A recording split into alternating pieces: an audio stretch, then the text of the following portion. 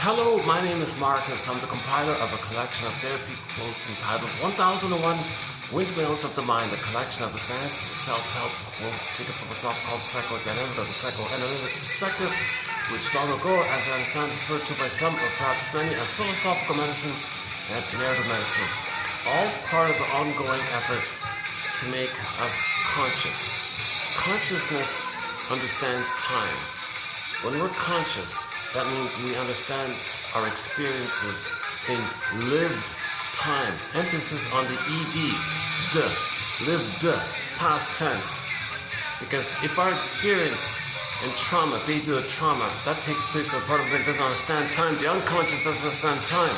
The limbic system, the amygdala, the whole survival brain, the visceral, sensational brain, does not know time. Unconscious does not know time. Just as monitor lizards and iguanas and salamanders and all that, they don't understand time. That part of the brain likewise does not understand time. So there's trauma there. In trauma we repeat, but there's no time. So you repeat, repetition, compulsion to repeat. Why? Because the baby's in pain with trauma. The pain makes the child reach for mother's love, but the pain is driving it. And since there's no sense of time, he's got to reach. But the pain makes him reach. Repetition, compulsion is the cycling going on. So this is dysfunctional. It's dysfunctional or neurotic to spend our whole lives searching for mother when we're out of that critical formative years of the mother, in particular in the nursery time, the first 18 months. It's neurotic to still search for mother, all throughout your life. So that's called repetition compulsion. When there's trauma, when our real needs are not met, we have unconscious hope and compulsion for the fulfillment of those unfulfilled needs. So the confusion is we go to life looking for symbols of mother. To fulfill our drive for the search for a mother, to fulfill the repetition compulsion, search for a lover, we look for symbols of mother. Money, food, material, drink, promiscuity. Promiscuity is, in trauma, the heart can't be with the body, so you repeat. You want the heart to be together. You want the heart to be with your body, intimacy. So when you repeat, you're meant to know that's what happened. If you can have your heart with your body, intimacy, that means you're healing. So you want to heal, because when the baby has a loving relationship, his heart can be with the body. So it could be with the promiscuity, it could be love without inability to make eye statements, intimacy, lack of empathy, neutrality for others, still feeling a sense of entitlement. So in the pursuit for symbolic mother, usually it's material, money. The issue with the mother is transferred onto money, because money can buy things. Things can serve you, comfort you like that. So typically it's with money, food, drink, and then in a desperation for money, and you might be tempted to lose your common sense and go to the slot machine. What are you going to do? Repetition. Why is it appealing? Because it repeats symbolically the interaction. The great hope. Baby had a great hope for mother. It fell. You heard no noise. The wreckage was within. Oh, cunning tale, that let no witness him. How do you repeat something like that? So mother was considered originally refusing, kind of cold like that, didn't have love for the baby. She was too impaired with her issue. She was too drawn into her unmet process trauma with her mother. And so that's a topic on her end. In the meantime, the baby's not seen like that from the baby's point of view. Mother was alluring and promising, rejecting, cold. How do you repeat that? Well, unconscious association. Okay, any kind of money promising thing, it's alluring, put your hope in, reject it. You put your coins in a slot machine, click, click, reject it. You're repeating symbolically a repetition of the past, know the past. So A, you're still in the past looking for mother's love. B, when you're conscious, then you put it into consciousness. That's lived experience. Then you can say, oh my God, that's symbolic of the past. Now I understand the past. My unconscious is making me do this so I can know the past. So consciousness is the healer because it gives you time. Narrative, story gives you time. And narrative and story, obviously, you're conscious. That gives you time.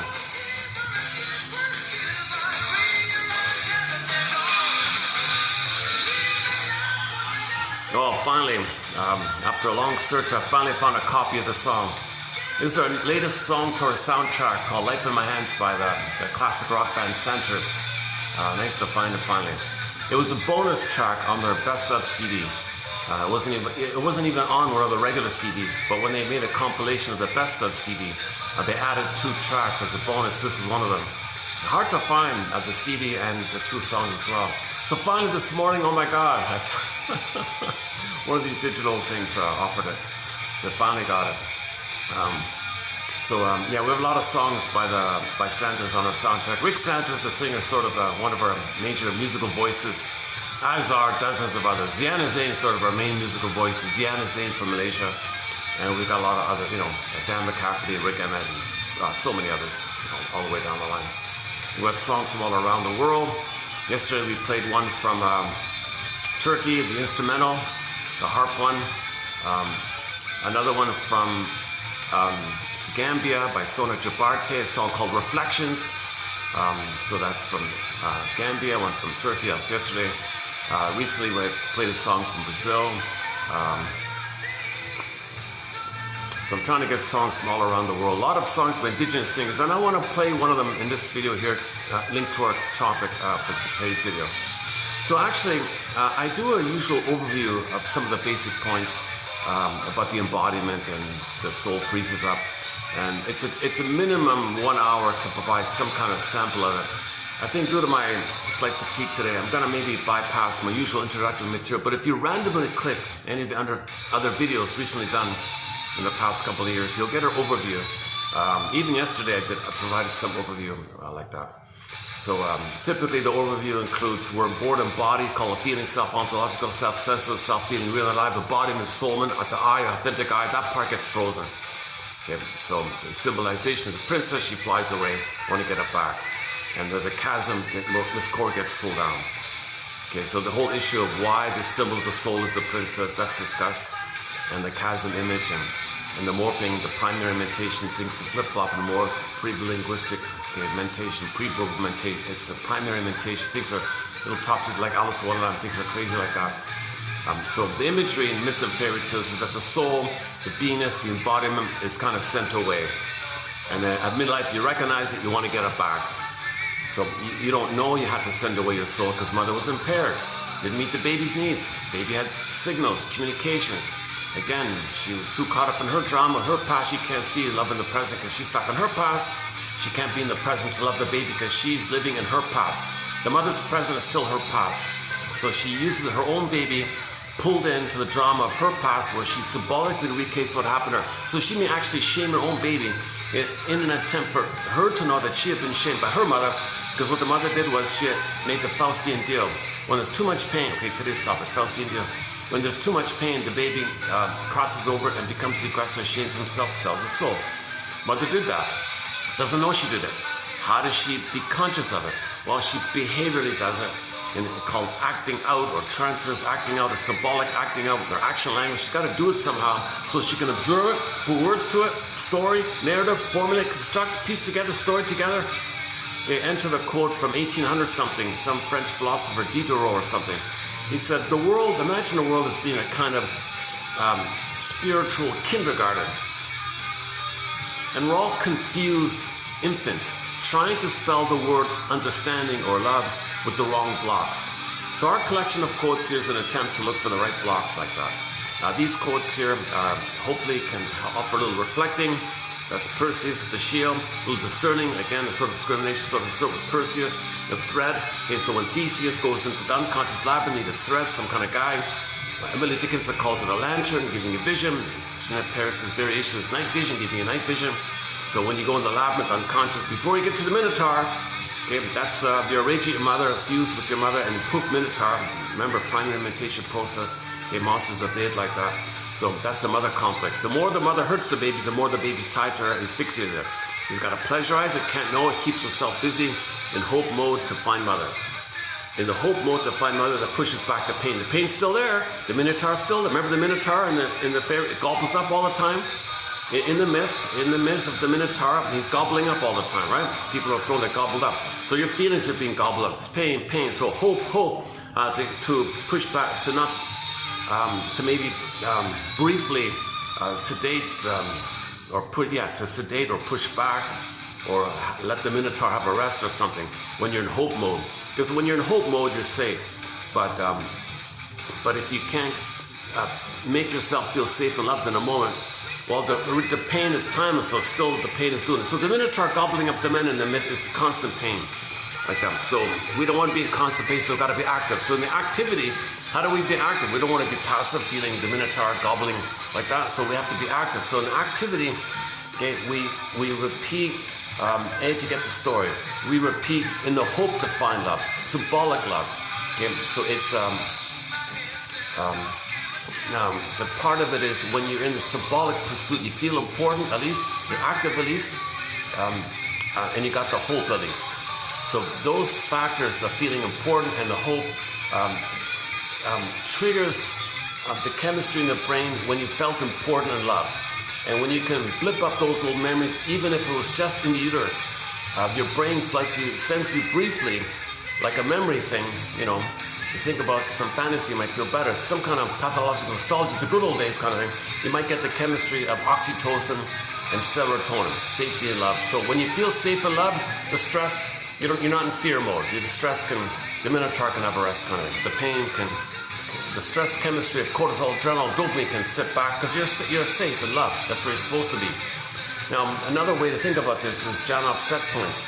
In trauma, so we're talking about attachment trauma, relational trauma, interpersonal trauma, strain trauma, okay, weaning trauma, and so on down the line. Okay, that's when the baby thinks he's going to be a goner. He's going to perish. Soul flies away, chasm, swoon, pin in a collar, numb. So now is anger, okay, at the mother. Where's the mother? Well, splits, either or, God is demon. Okay, self-special or self-devaluing. He's got to organize the chaos by doing either or thinking. So the baby does either or to help organize the chaos somehow. But the reality is he is tied to the mother who hurt him. The baby was angry at the mother. Now the baby's anger, okay, was an SOS for love. Anger is an SOS for love. The baby was crying for love. The baby wants mother's attachment connection so he can feel safe, to have his budding beauty and emerging self to be with him. So he wants to maintain the original thing. So this topic on the SOS of love by Hollinger and all the other authors, a guy named Ian Sutti's book, The Origins of Love and Hate. Hate comes from the love line. But the love line, the cry for love, the need for mother is block, tension, fear, tension, fear, build up, final pathway, anger. So the baby's fury, rage, and anger, it's still a cry for love. It's not a separate kind of thing. Now, when the baby's angry at the mother, and the mother still gaslights the baby, you can't be angry at me, where does the anger go? Now, the baby's fused with the mother. So he doesn't know where he begins and ends, where the mother begins and ends in the very beginning. Emerging symbiosis, participation, mystique, unio mystica. Okay, so that means his anger is going in on himself, thinking maybe it's the mother's there somewhere, but he's attacking himself. The anger's got to go somewhere, so he's angry at himself. Now his LIBE spins around, reverse letters, EBI, now it's destructive, because he's an oral rage. That's destructive, because maybe had a fantasy, maybe he's got to devour the mother, possess the breast, but got to control it, but he's in devouring rage, he's desperate, right? Now it's going on in himself, now it's destructive. Now the imagery of his own rage condensed with the image of the mother, whatever that might be for the baby at that time, condensation, you poof. You got a monsters of the id monster. Now you got a monster inside the mind that's attacking him. Okay, you can call it whatever you want. Fairbairn calls it the inner tormentor, or the band Delirium calls it the self-saboteur. Most people in self-help call it the inner critic. Karen Horney calls it the tyranny of the shoulds.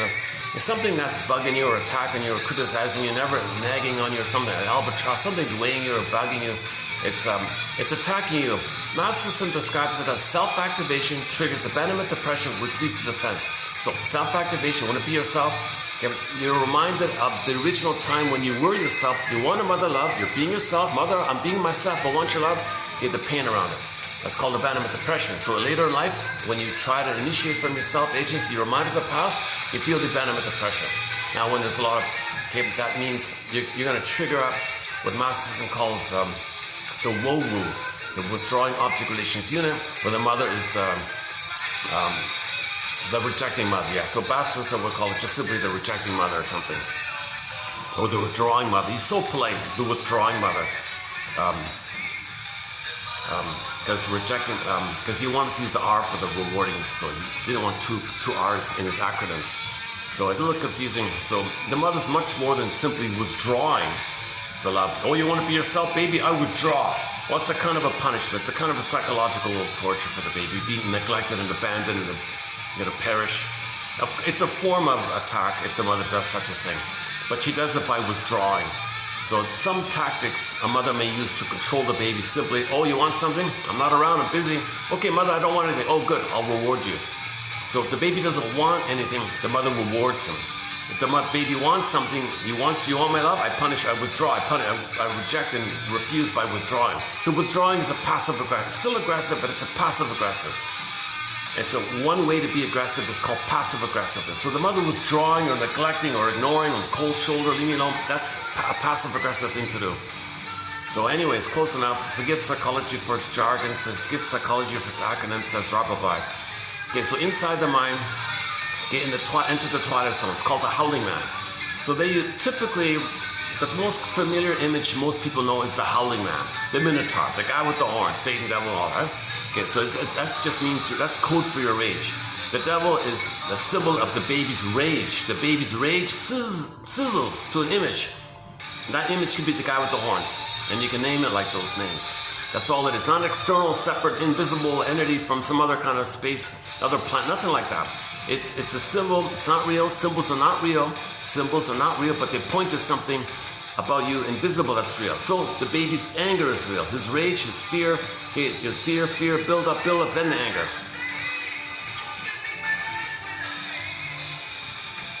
I love this song, but I'm not used to it being in the background here like this. A little distracting. How is it? I've never played a Rick set. You know, come to think of it, this will be the only Santos song I can play without the copyright problem. Because it's not on YouTube, right?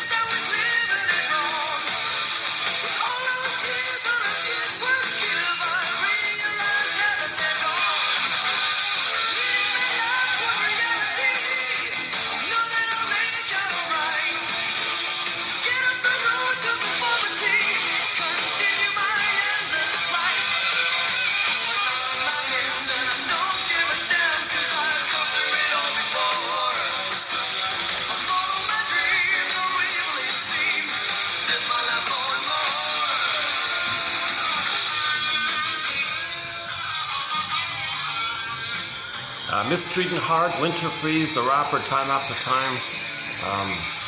Another one called Got No Time. Lovesick is his most recent single called Lovesick. Apparently he's working on a new album, so I'm very much looking forward to his upcoming new album. No news about that. But he said he might even release a live album. He doesn't have a live. Although there are a couple of live bootlegs posted on YouTube. Check out the rapper and Dreaming is another one. The live bootleg of Dreaming is excellent, and the rapper is excellent. Those two in particular.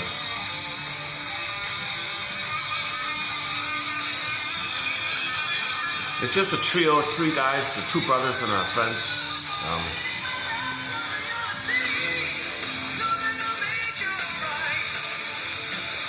So they put out 4 albums in the 80s and 90s. And then he did a solo album, excellent solo album of his. So Ashes is on there, The Dream is on there, Got No Time is on there, and 1 or 2 others. So it's a very good solo album. Okay, enough about the musical portion here. We'll do some more music in this video due to the topic. Okay.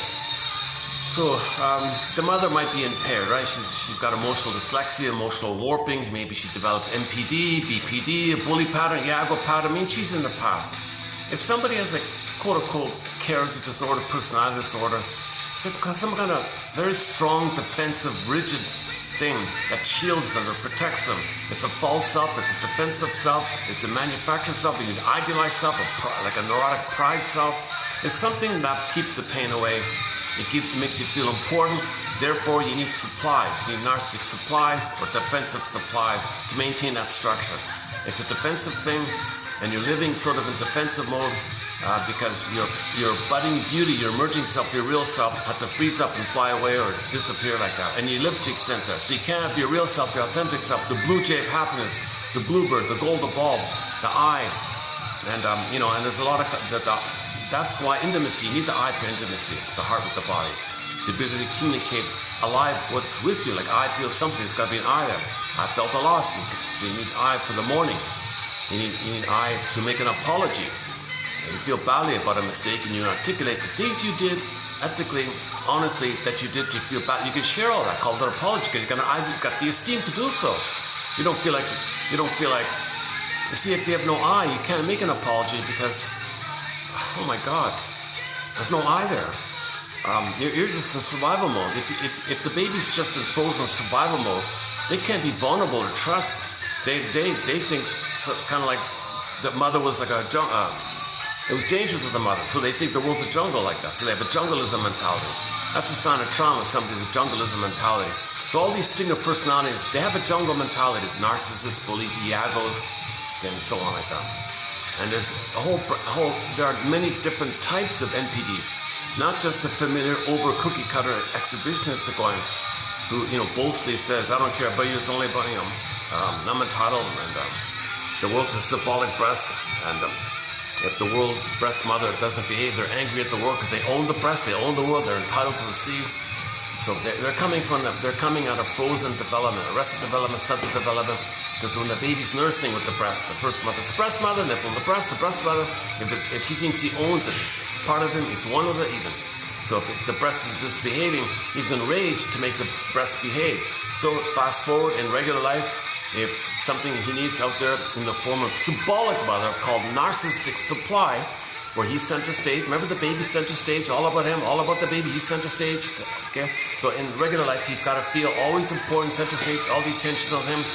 People are looking at him, or people think about him, he's important, he's a star, he's the king and a god. Those kind of attitudes. So he wants supply for that. He feels entitled, he can't give, he's got to receive.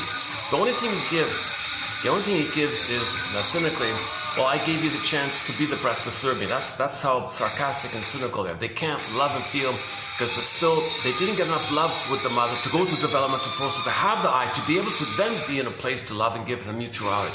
They're still in that archaic survival place where the world's the breast and the breast should serve them. Lucy Holmes puts it that people with narcissism treat everybody like a symbolic breast. They want to suck dry one. When they do so, discard it. They need you anyway. So if somebody in the world doesn't give them supply, they do the sour grapes trick. They need you anyway. Devaluation. So everything's kind of utilitarian like that. Now they devote all their energy to coercing the environment, to coaxing the environment, or charming the environment, or seducing the environment, just kind of tricking the environment to this kind of end.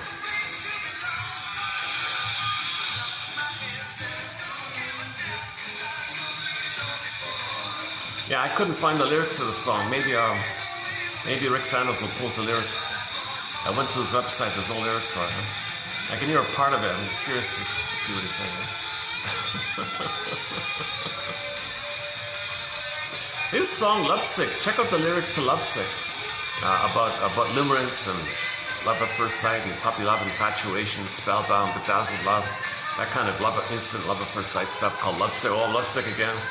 Because the sickness is you need the bliss with the mother, but the pain is there. It's all mixed up. Pain and love is mixed up with that. So it's called also known as obsessive love, and it can interfere with your life if all you do is think about them like that.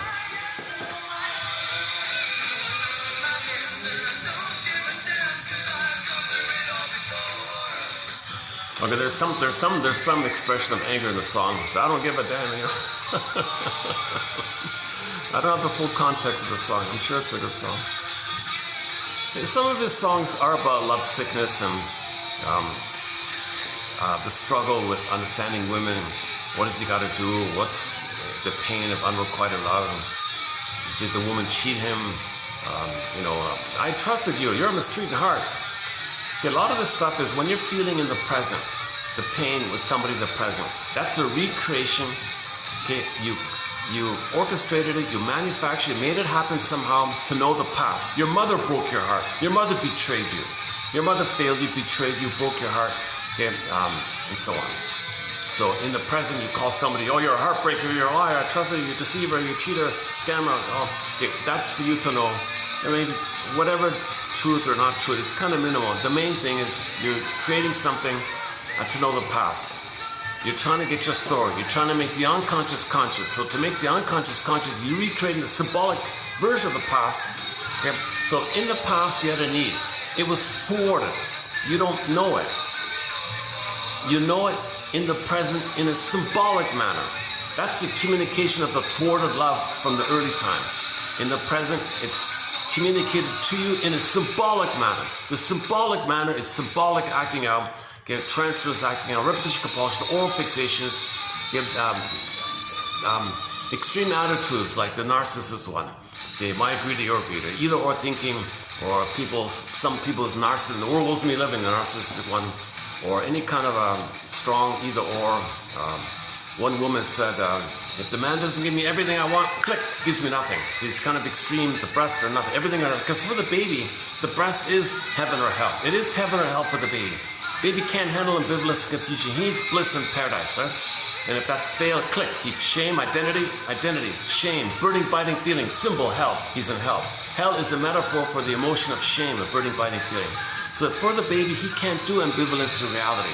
He's in a blissful euphoria, kind of delirious euphoria kind of thing called heaven, all that. So if the mother's on the phone, not around, he doesn't understand time. Poof, identity rejected. Shame, fear, shame, rage, okay, he's in hell, burning, okay. Just a metaphor like that. So it is, so people later on with either or thinking, yes, the baby copes with the pain with the either or thinking. But if you live with it, if you live with either or thinking your whole life, okay, you don't have your identity, splitting precludes morning, says REM sleep. Okay, so you need morning to have your identity. So splitting precludes your identity, and you're not living the lived life, and you're living in the past, fighting with the mother. Transfer the mother onto the world, and fighting with the world. Or the world is you, and you greedily take from. So you can treat the world badly because mother treated you badly. Okay? And at the same time, on another level, you gobble up, okay, the world, okay, devouring self. So now we're plundering the planet for quick back play, Rick Emmett's song, Big Lie, destroying the planet as fast as we can. This is the greed thing. So Joy Harjo's clip called The Rabbit Is Up to Tricks, we're gobbling up like that. So that's symbolic pursuit of mother. So greed and gobbling is symbolic pursuit. It never works. It's only symbolic to communicate that your need for love was thwarted. Okay? Mother took a wrecking ball to your need for safety with her. You don't know that. The only way to know it is to symbolically reach for mother. No symbol is mother. It fails, so you're supposed to know that it failed back then. So we recreate in search of memory and feeling and history. Story. We're looking for story, which is memory and feeling. Okay, we want to now know what we couldn't have known, so we can. The healing is so that we can feel what we couldn't have felt. Once you get some kind of emotional knowing about it all, okay, that's because you got a conscious sense that leads to the feeling sense. Conscious feeling. Psychoanalysis looks for an egg feeling in a basket. Conscious that's missing. Psychoanalysis looks for an egg in a basket that's missing. So you weave the basket, it's the consciousness, and the feeling the egg can come to you as emotional knowing. Again, psychoanalysis looks for an egg in a basket that's missing. So that's what we're doing here, trying to weave the basket here. We're basket weavers. What do you want to be when you grow up? Children would ask each other. I don't know. Oh, so you're going to be a basket weaver, are you? Why not? At midlife, we're all basket weavers.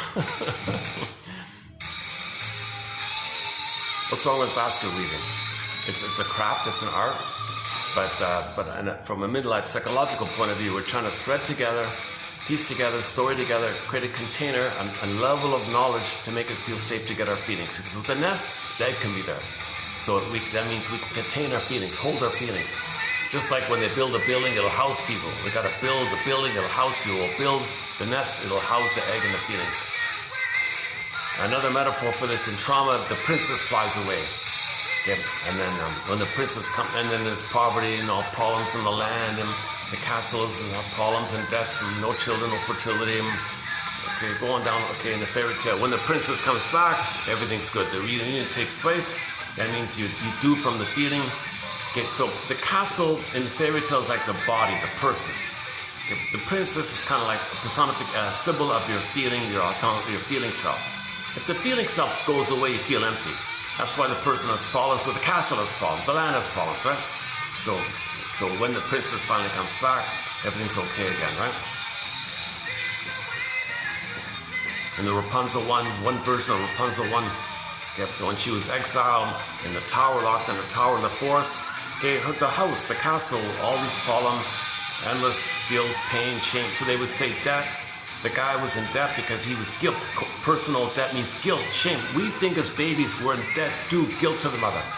This thing with the debt and the guilt and the due and the obligation is because babies think it's their responsibility to fix the mother, cure the mother. Because the baby thought that he wanted to get along with the mother. The baby thought that the mother said, baby, you want me to love you, you gotta fix me. If you don't, you're guilty. He thought that, he's guilty. B, baby thought, mother, my needs for love from you bother you? Oh, I'm sorry, I won't have needs. Good. He squashes his needs, feels guilty and pain and shame and pain and guilt. And then he thinks the only way to have a mother is to fix her. So he's got to stay tied to her. The way to stay tied to her is to remain angry at her. His anger at her, which is to himself now, that's his tie. Psychic masochism. He's got to pleasurize it to fix it there like a pin. He's got to fix it there. It's too much pain, so to get away from the pain, you got to blip up oxytocin and serotonin to push back the pain. Hope, John F. calls it the hope of dope, or the dope hope, one of those, I forgot. Martha Starr calls it relentless hope or unreal hope. So different kinds of hope. We're talking about a fantasy hope that some pint of ice cream can be mother's sweetness in the past. Some stimulating fluid, like a wine, can be mother's breast milk. Come on, it's psychotic stuff here. Enter the cortex, the final layer of the cake. Okay, shall I compare you to a layered cake or an onion? The top layer is called rationalization. Your cortex is pulled in to provide cover for this nonsense, to make you think it's reasonable, and to make others think it's reasonable, because you can't face the truth. And the lie gives you the hope. Because if you face the lie, then you lose the hope, then you feel the pain. You got to protect the hope to trigger the chemistry to push back the pain. So you got to believe the lie to push back the pain, enter rationalization that provides the cover, so you keep on with the delusional hope like that. Okay, so once again, the baby sends away his soul, pin in a collar or the swoon. Okay, either or thinking, and then now the anger rebounds in. He's got to pleasurize it, called psychic masochism. He's got to sugarcoat it, nullify it, and then it's buried, pain, pump, so hope, chase, repeat, hope, get a barrel, come, look for mother, hope, then the pain keeps pushing back. Okay, and once again, the set points in the brain are for serotonin and oxytocin are way too low if mother hurts the baby. He's afraid to love, he's afraid to have pleasure and live, because no being, no either. So he can't love and he can't have pleasure. And the stress, fear mode, fear and anger. So the disfillment set out, fear and anger are at the console. Fear, anger, shame, ennui, disgust, anxiety, fear. What is it? Envy, jealousy, all those Schadenfreude. They're going to put Schadenfreude on there. So all those kind of painful kind of emotions are there. That's all based on survival. It's all hate-based, anger-based, like that. It's all jungle-based, basically. And the primary feelings, self-feelings, represented by joy, sadness, is joy included interest and curiosity. Again, sadness, you need sadness to mourn. Again, they zooped away. They zooped, in the first one, they zooped away. In the second one, they zooped away, right? So you want to get it back. Okay. Joy is meant to run the console. The serene, inexhaustible fullness of being. Okay, joy runs the console. Okay, it's a calm, tranquil, alive feeling. Somebody called it tranquil, alive, serene, inexhaustible fullness of being, embodiment, soul, full, being alive. Okay, related to it is the golden ball, or synonymous with the golden ball, the warm radiance, the aliveness and brightness of your feelings, wide range of feelings, depth, three-dimensional, needed feelings, appropriate feelings, aliveness effect, feel real and alive. You feel real and alive, called ensoulment, embodiment. Golden ball, like the eye there, and the embodiment like that. That's all gone. You're back in the limbics, it's survival brain, the monitor of the iguana brain, right? Coming from the iguana brain, it's just survival jungle. It's a pitiful thing, and all you're doing in the present is recreating what happened in the past to know the past. That's all you're doing. It's neurotic, you're missing life, you're living the unlived life, you're leading this manic pursuit to chase from other. The pain increases, chase more, pain increases, chase more, pain. Okay, now we're plundering the planet for a quick buck, basically. Create excuse after excuse after excuse. Man, oh man. There's even statues to the excuses. There's a massive statue in my hometown representing a huge excuse. I don't want to repeat it here. It's just so obnoxious. It's unbelievable. So we're forcing ourselves to believe lies to keep the hope. But what's the hope? Well, if we plunder the planet, maybe a magical time machine will appear. We'll go back in the past to the nursery. Mother will say, "Oh, I'm sorry for what I did. Thank you for showing me. I feel badly for what I did. Let me do it right this time." It's an unreal thing to expect that by being greedy, you're going to heal your childhood. It doesn't work. Only lantern, only consciousness, vision, discrimination, reflecting, only these kind of introspective, kind of discerning, reflecting, know thyself. Okay, enter the book just discovered called The Beginning of All Wisdom. Some guy collected some quotes from all the ancient Greek philosophers, some Heraclides and Plato and all those guys. I just found it. We posted a few quotes from it, so in the pipeline we'll have some more quotes from that book. So it's on the shelf there.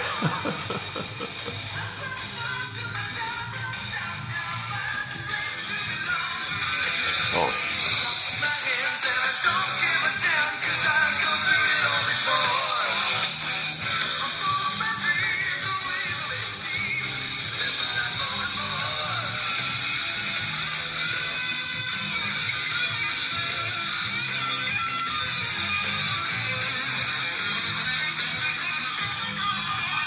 Yeah, luckily this volume, nobody can hear it at this point. This is a little nook I've got here. Sometimes, if there's no event, they keep the place open between the lunch and dinner. So just like around from 3 to 6 kind of thing. There's a little window like that. So expensive place, bit of a treat to come here. Luckily it's on the SkyTrain, so we can get here easily.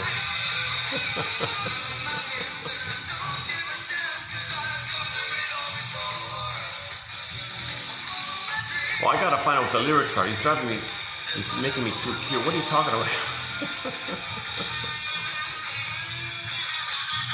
I can't quite make it all out.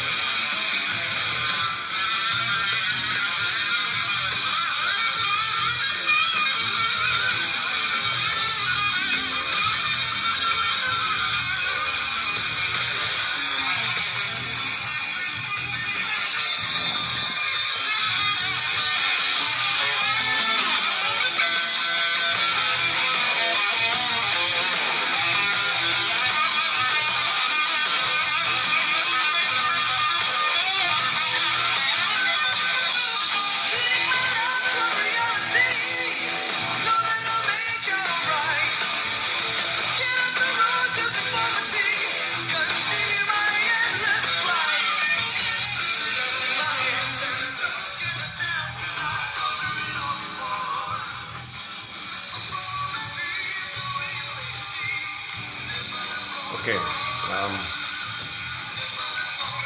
where are we here? Yeah. Okay, so we were talking about the mother being impaired, and in an attempt to get her story, she may shame the baby so she can recognize that she had been shamed. Or she says to herself, rationalization. Okay, society provides a lot of handy excuses. Mother might say, "Oh, I'm entitled. I made the baby. I'm entitled." Mother says to the baby, "I made you. You're here. So you owe me. I made you to find me. My mother didn't love me, you're gonna love me." "Okay, mother, what do you want?" "Well, don't show your autonomy, your beauty, your individuality, your budding beauty. Your emerging self gobbles the heart. The wicked queen gobbles the heart." Means that, number one. Okay, obviously, the stress in her milk, so the cortisol in the breast milk to the nipple, round red nipple, cortisol, poison apple, toxic apple. It's not physical, it's symbolic, it's not literal. Okay, her angry thoughts, poison comb. Robert Bly associates the comb with the hair, thoughts, hair coming out, comb, hair, angry thoughts. Okay, stress in the milk, eating the heart. So, and when she holds the baby or handles the baby kind of thing, she's doing it in an angry mode, hence the laces. Mother doesn't physically do that, but in the Wicked Queen, it's called, she wants to rob the individuality and the budding beauty. I don't want to use Mr. Shengold's phrase for this, but it's a little bit like that. But the baby's soul is not totally gone. but he's got to bury it, exile it. Hence, the earth opens up, the soul gets pulled down. The core of the baby, miscore of the baby has a miscore gets pulled down. Chasm image, a gap. Gap means baby needs mother stuff, but the gap between what he needed and what he got, gaps, miscore gets pulled down.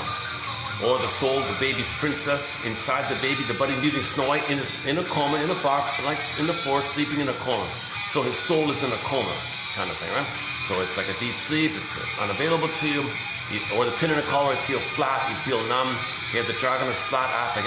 Back to Greece. In ancient Greece, that was called athymolexia. No feelings for your words. Nowadays, called alexithymia. No words for your feelings. Yeah, I feel different. It's funny about today. I wasn't going to do a video today, and I felt tired. And I found a song, and the song made me think, I got to play the song. Man, oh man, I've been looking for the song for ages. So I took one of their expensive coffees here, very strong coffee. Just it's not the way I normally deliver these videos. Sometimes a combination of fatigue and too much caffeine makes me a little around, but the benefit is maybe I can get more material out. Maybe I drop my guard. Maybe unconsciously I can have some creative thought come. Creativity comes like from your unconscious. Some new thing comes up from your unconscious, right? Musicians say when they drop their guard and something comes to them, that's like creativity comes from the unconscious, like that. Trying to process something, trying to feel something, trying to communicate something that you were afraid to, called creativity, like that. So nowadays it's the idea of free association. So just freely freely, spontaneously say what comes to mind. Notice if you're blocking, then you can say more. Blocked. I noticed a block. Okay, what were you feeling? Okay, and then see, you can feel associated about the feeling around why you might have blocked or something. Or start over again, kind of thing. Just freely say what comes to mind. It's called the fundamental rule, the basic rule called free association. They thought originally, Mr. Freud thought originally, let's do hypnosis, let's put him half asleep and let him say things. But then when he comes to, he doesn't remember, so it doesn't help. Because that's the issue. You got to be conscious. In hypnosis, you're not conscious. But when you free associate, did I just say that? Oh my God, I just said it. You believe it. Because you heard yourself say it. But under hypnosis, you don't hear yourself saying it. You're like, right? So that's why you got to be conscious. So it's a huge advancement. This idea of free association, because you're conscious of what you said. Did I just say that? So you notice your jokes and your Freudian slips and your blurps and things, mistakes. You notice these kind of things. I just did that. Well, that's coming to your consciousness, right?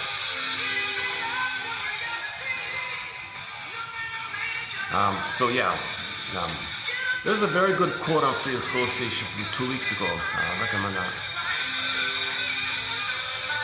Okay, so let's just put the topic on why mothers are failing the babies, because they're living in the past and they're using the child for the mother's issue of her unresolved, unmet need for mother.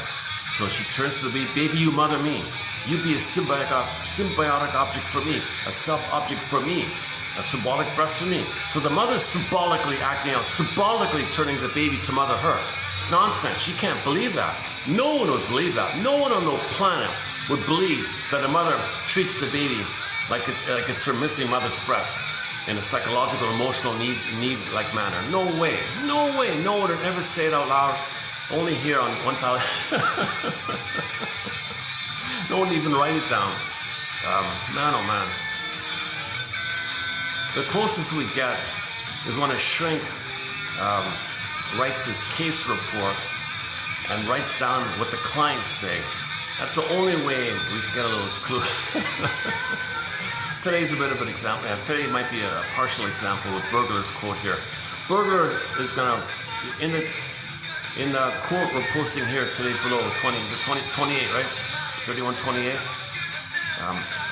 The client said to the shrink, Burglar, you mean to tell me I'm a man, but I'm acting like my mother? Doesn't make sense. How can that be? I'm a man. Why would I act like my mother? I'm a man here. And my wife? You mean I'm treating her like me and I'm a boy? And I think my wife is a little boy me? What the hell? So he, in that example, he's kind of saying that there. So this is the theme of today's video. This whole, in the quote-unquote, one of life's little switches. Okay, an example of what we're talking about here comes from a TV show called Celebrity Playhouse. An episode called The Fleeting Years. You had this wealthy, pampered woman who got everything given to her easily, spoon, silver spoon, the whole thing. So when she had a daughter, okay, she had the same attitude. Daughter, you take care of me. That daughter grew up in her 20s and said to herself, I have no clue who I am. I've never had a mother. You know, mother, I was more mother to you than daughter to you. I was more mother to you than daughter. Shrinks rail about this.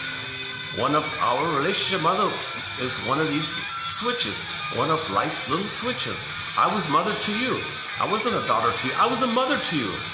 You're like the little baby and I was your mother. I was a little baby daughter and I'm like the mother to this giant woman. And you're like a baby emotionally. And I have to take care of you. And you put this pattern in.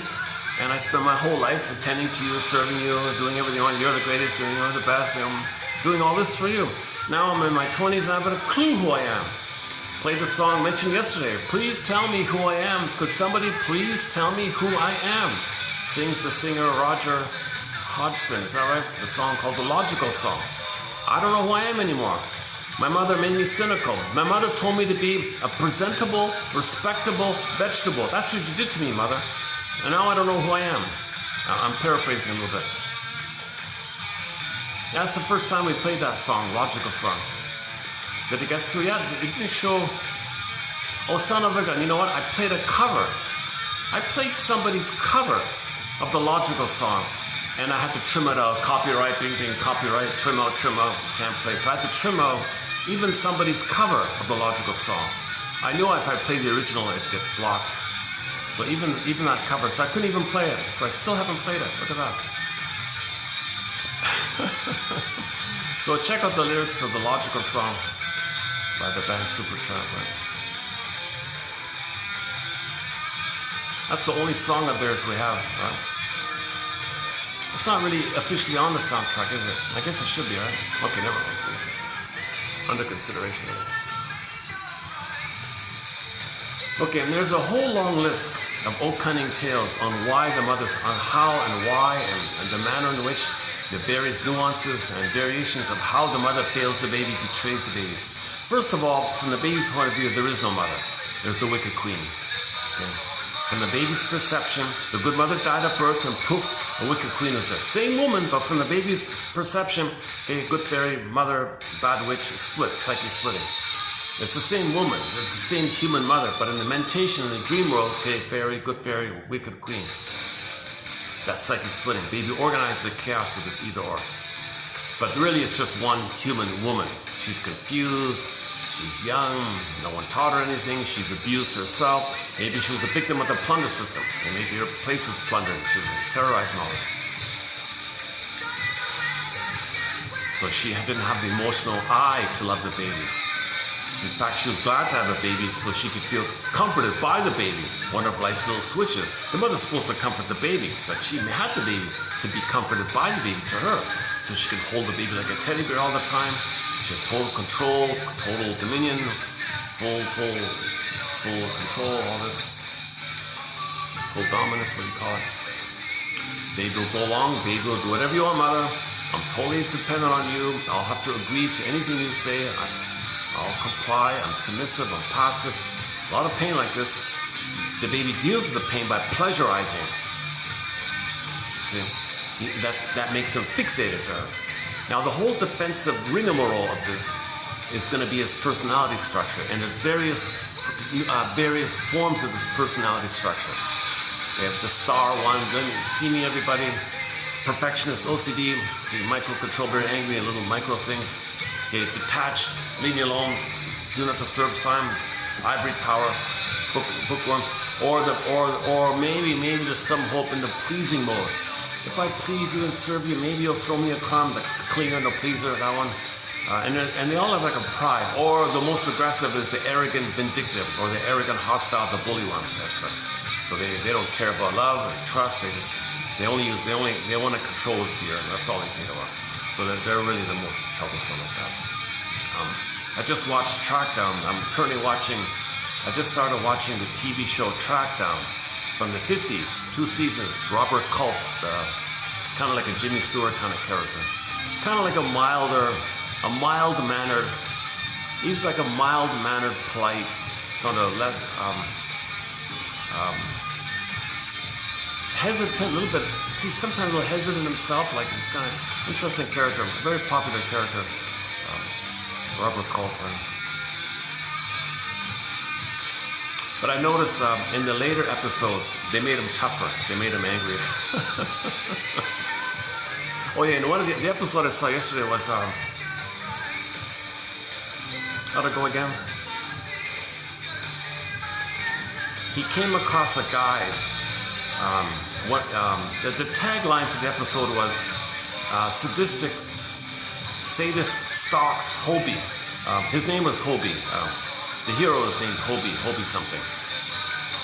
And the tagline to the episode, season 2 something. The episode's called Fear, simply called Fear. Stalker, no, sadistic, something sadistic or sadist stalks Hobie. Very simple headline. Whoa, that's why it's called Fear, right? So this is an episode, one of the most horror episodes, I guess. This guy, this quote-unquote sadist guy, he was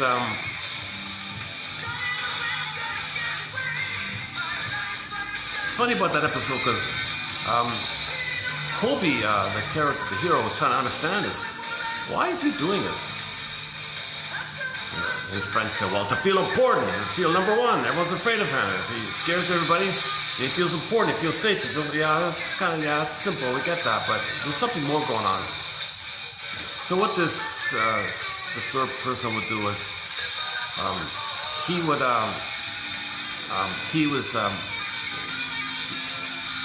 in some town, in some town there was the sheriff or something. He was a normal, typical, average sheriff or something. But what the bully guy did was taunt him and tease him, scare him at night, keep him awake, have noises around him or something. And he just covertly, drip by drip annoyed him. He could never catch it. There's no witness. It was all subtle. It just took place over a lot of time. So he stalked. He was a stalker, in other words. He stalked, terrorized, fear, do these sudden things, and shock him this, and surprising this, and this and that, and that appeared. This guy, the sheriff ended up very jittery, very jumpy, couldn't sleep, started to drink. And now this sheriff was at the breaking point, so to speak. And then the bully found some drunk hobo, and told the hobo, hey hobo, could you go to the sheriff's office, just go in and do something for me here, I'll give you $1 or whatever. He goes in, but at that point, the sheriff was under months and months of sleep deprivation, being terrorized by this invisible covert stalking thing, that he was so jittery, so jumpy, the bozo came in and he shot him, and then the sheriff got punished. You see, so that's how the stalker committed a crime. He used fear to make him super vulnerable, super sensitive, and then and set it up to increase the chance of him making a mistake, like that. So this same character went into Hobie's town, and he was going to do the same thing to Hobie. So Hobie was freaking out because all these things are happening. Well, what's going on here? But he was getting jittery. Hobie wasn't the drinker. Now we see Hobie starting to booze up. He wasn't sleeping, he was drinking. This same thing was happening to him, our hero here. So finally, he hears about the other town story and puts 2 and 2 together, and that's what's happening to him. So now he's conscious. Now he knows the game, I guess. And then, so anyways, in the post of the episode, he was trying to understand why someone would do such a thing. Meanwhile, it was happening to him. And people said to him, well, you know he's doing it to you now. Yeah, but I have no evidence. I can never catch it. I have no witness. I have no evidence. How can I do this? So the stalker knew how to always do it in a subtle way. Huh? It turned out the stalker and his gang had an internal conflict amongst themselves, and that's what saved him in the end, kind of thing. But maybe to Hobie's question, why is he doing that? Maybe it's a reflection of the memory. The baby might have been under a lot of stress, sleep deprivation, stress. Maybe the baby was like that. Maybe he as a baby felt that. Terrorized, mother stalked him, mother harassed him, mother sleep deprived him, mother expected too much, mother scared him. Maybe he felt what he's doing to these sheriffs, he felt that as a baby himself, you see. He doesn't remember it. He doesn't remember the mother stalked him and scared him like that. And maybe at one point the baby, in a panic, bit the nipple. And the baby hit him. You can't bite my nipple, the mother might say. And the mother, how dare you bite me? You never bite me. And maybe the mother hit the baby. You never bite me like that. You see. So maybe that this is a memory he has. I'm guessing around here. Maybe there's some kind of event like that took place. So the inference is, how would this abused baby, okay, who's going to be very violent and sadistic now, which he is, how is he going to recreate this? How is he going to orchestrate this? How is he going to know that this is what had happened to him? Okay, he identifies with the aggressor. Our topic today, identification with the aggressor. When there's way too much pain, you become the aggressor. You forget about yourself. Others will play you, and you do to them what your mother did to you. So this, I hope he's tracked down season 2, episode 20-something. It's towards the end of the second season. Okay, so he would be like the mother. Okay, the sheriff would be him. The sheriff wants to serve and be a good boy, right? Well, as a baby, you want to serve and be a good boy. You know, so he would pick the sheriff like that. Being a good boy and all that. Okay? So the original imprint, the memory he's trying to remember is that mother stalked him, harassed him, sleep deprived him. In his immense confusion, distress, he acted out, lashed out, and got punished. He's going to recreate that. Oh, all right, sheriff, you play me when I was a baby. I'm going to play my mother. He's not aware of this. Okay, mother stalked me, I harass you. Mother harassed me, mother scared me, I do those things to you. I'm going to keep on doing it until you get to the point, just like how I got to the point where I lashed out and mother punished me. I'm going to make you lash out and you're going to get punished. And that's what happened. The sheriff would lash out and he got punished. He would orchestrate the whole thing. He would recreate the whole thing. As above, so below. He learned it in the below. He recreates it in the present as a reflection of the below so he can know the below. So that's why the scriptwriter of that episode had a side comment where Hobie's saying, there's something going on. Why is a person doing all this? Okay, and my answer here is maybe one possible ain't that peculiar? Play the song, ain't that peculiar? Ain't that peculiar? What he's saying? Ain't that uncanny? Ain't that yesterday we played the song, Ain't That Peculiar? Originally written by a guy named Smokey Robinson in the 50s or 60s, I forgot. Made popular by Marvin Gaye, of course. But I tried to play a cover of it by a rock band called Fanny. The video got trimmed out, but the audio got through. I played another, Martha Reeves. I don't like that cover, so I'm going to scrap that one. So I'm still looking for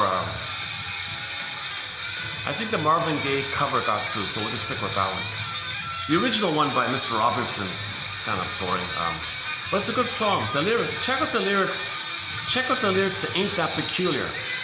Love, he says, I know the flower can grow through rain. But how does love grow through pain?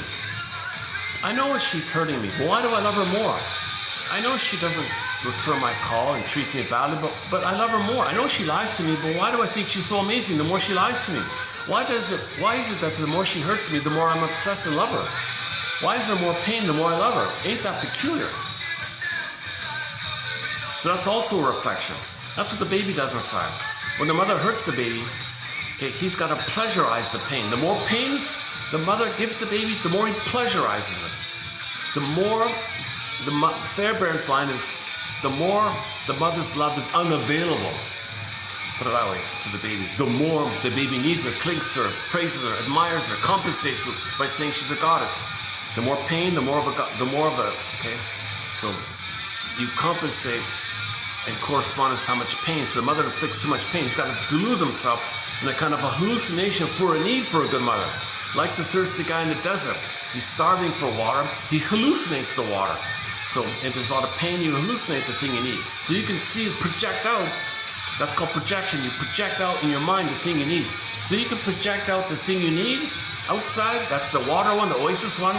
Or you can project out the boogeyman one called paranoia and prejudice like that. So two versions. Go to yesterday's quote here. Boy, this caffeine. This is a very strong caffeine here. I ordered the extra.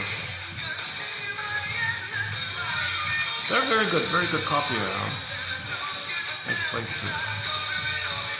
You doing okay? Yeah, okay. Nice stuff. I appreciate it.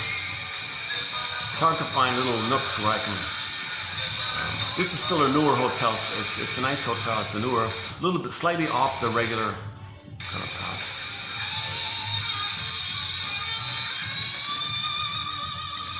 Actually, I was the first person to walk in the door when they opened on the first day. Just by chance, oh, they're opening. I walked in. So maybe there's I feel a little connection to this place.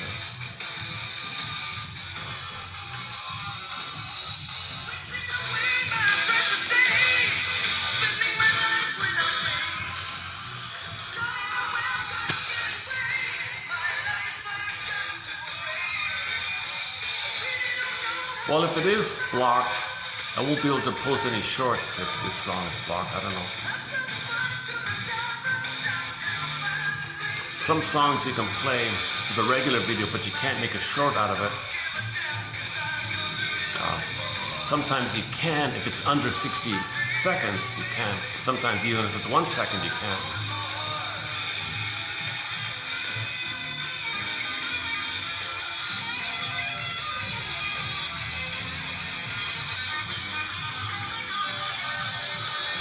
How we doing here?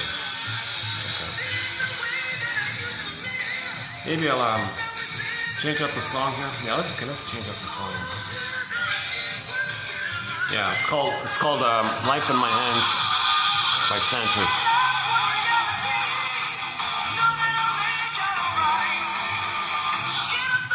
It's only off his best of CD, and it's the bonus track, the second of the two bonus tracks. What a good song. I think it's a great song. You know, maybe if he changed that whole guitar solo part, did something else with it, and filled in with something else, it might have been tighter like that. But the vocal and the rhythm is great. Maybe a little bit.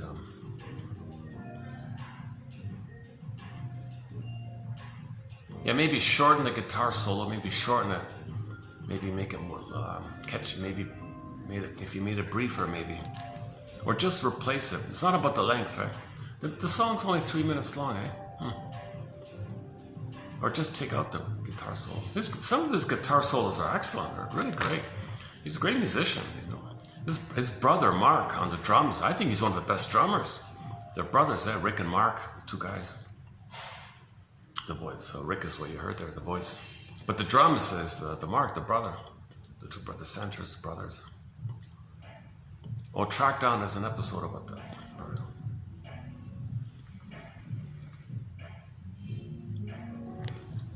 Okay, so let's stay on this topic about identification with regards to Faustian deal, Faustian pact, Faustian bargain. Okay, so you get the power of the mother, you are the mother, because you're in so much pain. So the deal is made. All right, I'll be the mother, I'll have the mother's power, I'll be in the blissful thing, and you live forever because there's no time in that brain. You get to live forever, you have the power like that. The problem is, the deal is you got to sell your soul. That means you got to reject yourself the way their mother rejected you. Now to function life, okay, you got to find others to play you, to reject them, because you're rejecting yourself, because as you reject yourself is projected onto someone else, so you need someone else to see your soul on, to reject. That corresponds to you repressing. When you reject the projected self of yours on someone else, you repress. You want to repress, you got to project.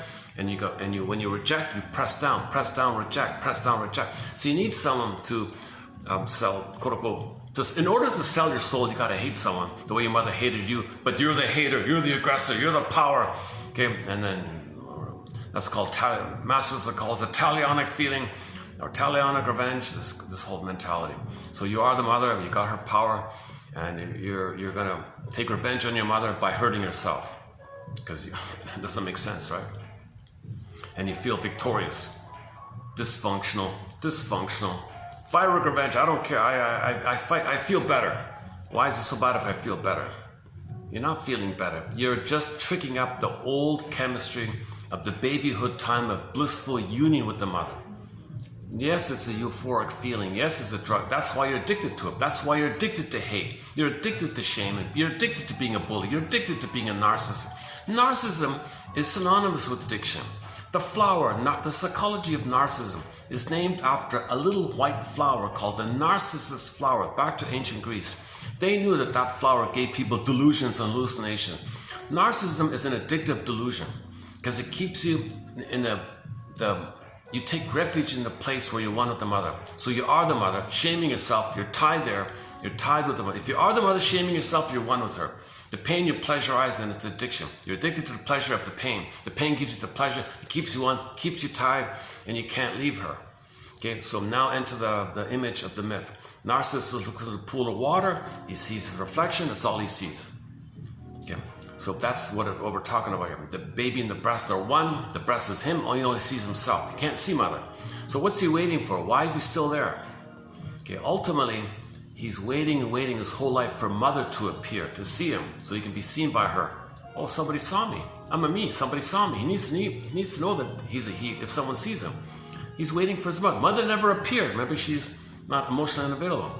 She's deliberately not wanting to see the child to keep the child dependent, because the mother's going to use the baby as a flying monkey. She's going to be the organ grinder, and she'll whatever, puppet master or something like that.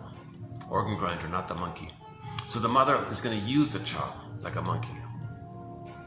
I mentioned this recently. There's an expression called organ grinder, not the monkey. So if you're trying to understand things, look at who's behind the scenes controlling. The monkeys are desperate. They're simple. They got to survive. They please the owner. That kind of thing. So the mother is turning to the child and brainwashes the child. So the child is like that. So the mother's got the power. She's the organ grinder. Like the organ grinder's got the power. The poor monkey can't think. Baby can't think. They mean it like that. They're not insulting anybody.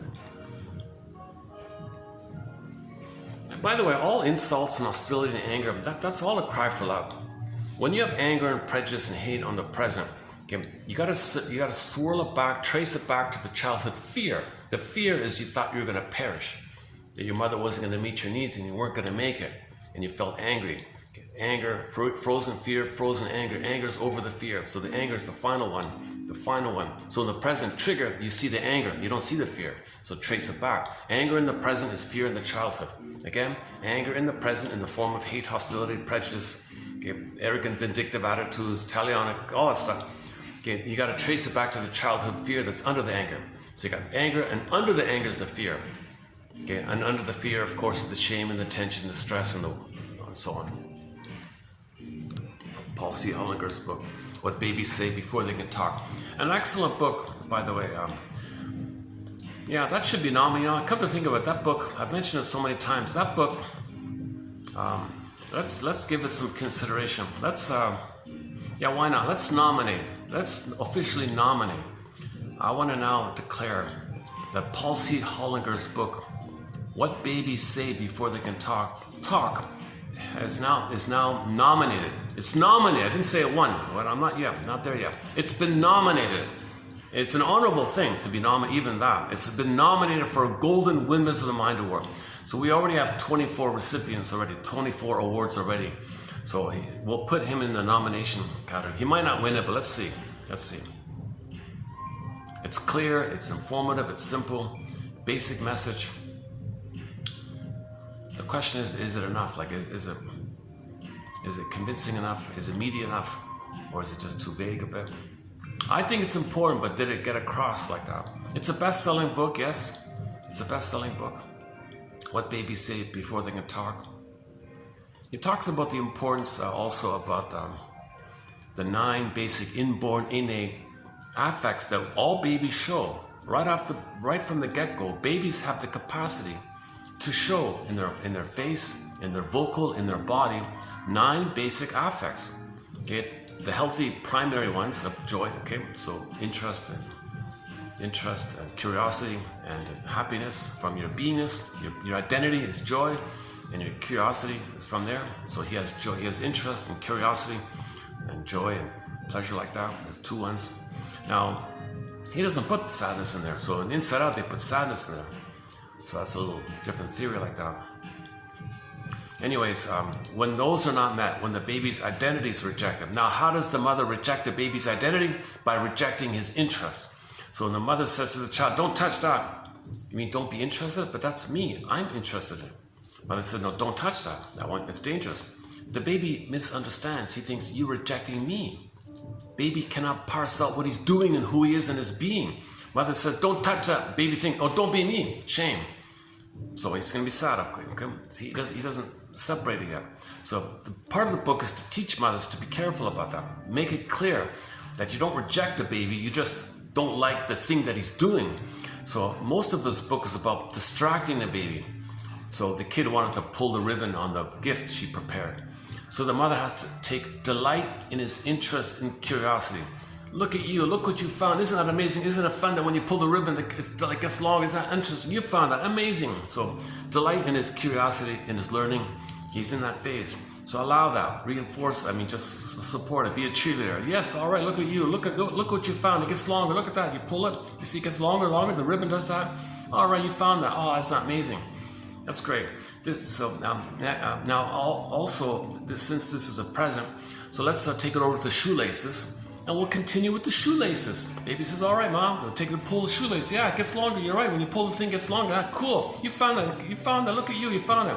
So he's taking delight in his learning, in his wonderment, his curiosity. That's a huge part of a person's identity, right? There's going to be pleasure like that as well. One kid was spilling from the high chair. He was spilling the juice. Mother said, look at you. Look at you.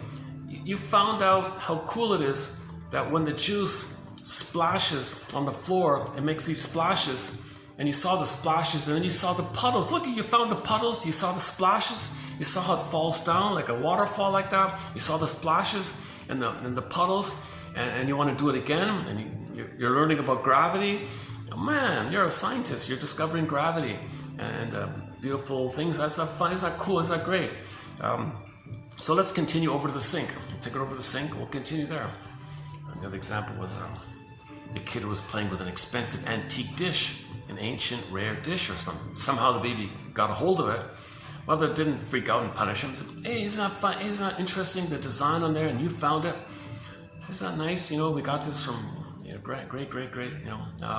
So we want to save and keep it safe and all. So let's take it over to the plush rug. We'll go over to the rug and sit on the plush rug, and we'll look at it and play with it there a little bit or something. Look at it together there. So keep the interest, divert, distract, but maintain the interest because you're maintaining its identity. So if the joy and the curiosity are squelched, okay, now you got, so joy and curiosity, all babies show it in their tone of voice, facial expression, and bodily gestures. And he shows you photos in the book of it. So when that's rejected, when that's thwarted, when mother takes a wrecking ball to that, Jesus. I mentioned the wrecking ball because in the track down, in the track down show I'm watching, when they go over to the old commercial, one of the commercials in track down is the wrecking ball thing. Man, oh man, watching these old commercials 70 years later after they were done, it's really a little humorous, a little ridiculous. It's far out, obvious, ridiculous. It's so childlike and infantile, and you can't help but laugh at how silly it was. But you can also imagine how persuasive they were being, how they really try to tug on your emotions like that. The adjectives were very careful. Authentic, it's real, it's true, it's real, it's authentic. You want the real, you want the true, authentic, it's real. And they want to, and even Mr. Culp at the end of the episode, when the episode finishes, he comes on, talks to the screen. Hey, dear people and watching in TV land, I hope you enjoyed today's episode of Trackdown. It was a good episode, right? Well, whenever I want to relax, and then he sells the cigarettes, whatever. or the product, whatever the product is. So as far as I know, so far there are 2 products they switch. So the cigarette is symbolic mother, symbolic nipple breast mother. It's symbolic. Okay. So that's dysfunctional. You're still looking for mother. It's oral fixation. So on the topic of oral fixation, we cover smoking, drinking, promiscuity, sexual love. Oh, that's together. The food one, overeating, gambling, obesity, eating, food, smoking, nail biting, cigarette, what else?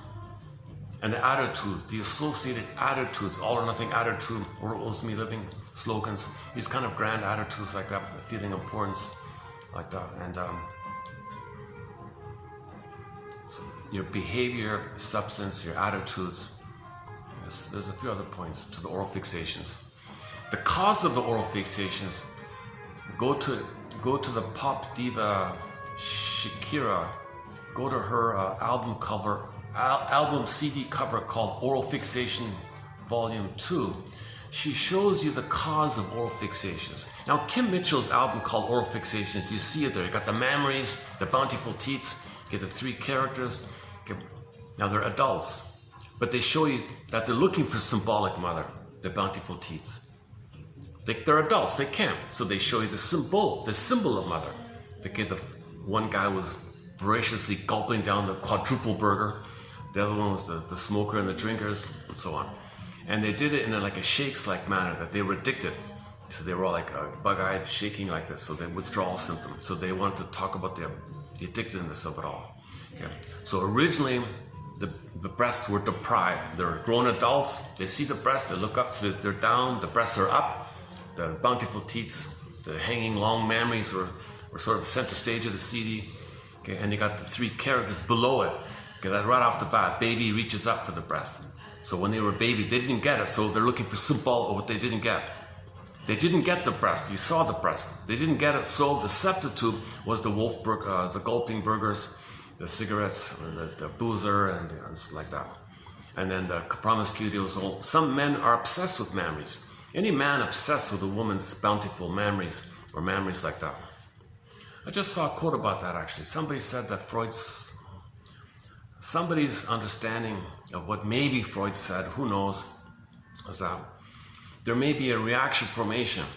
So apparently Freud said if the man is obsessed with the large memories, that might reflect how deprived they were or something. Like the more deprived, bottle feeding and the pacifiers and the powder stuff and the mother doing it wrong and you're deprived there, never got a sweet time during that blissful feeding time. They might be obsessed like that. Somebody said, well, what about men who reject it? Does that mean they were healthy? The reply was no, maybe not. Maybe it's reaction formation or counterphobia. They're so afraid of the breast, they hit them. They say, I don't want to see breasts. Flat chests are better. They might kind of have, I feel better like that.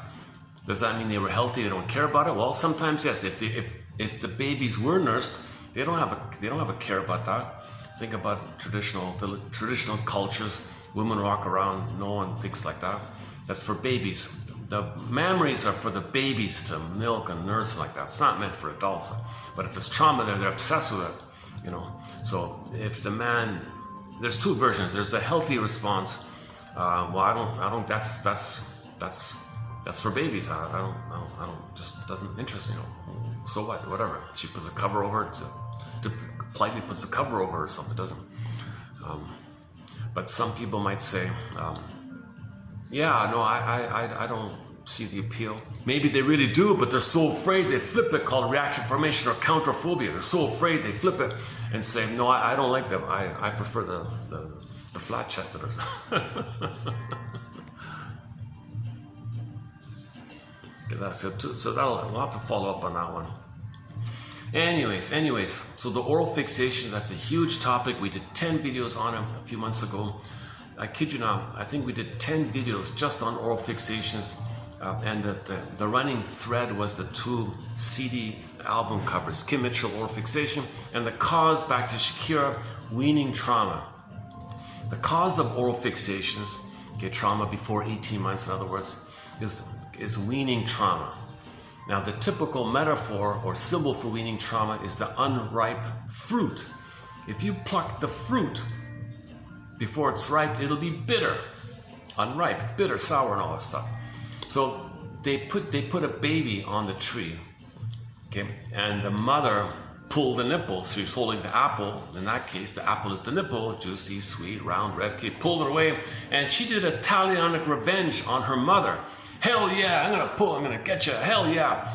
She's attacking and fighting back and getting revenge on her mother by depriving the baby. Baby, you're my mother, I'm gonna deprive you.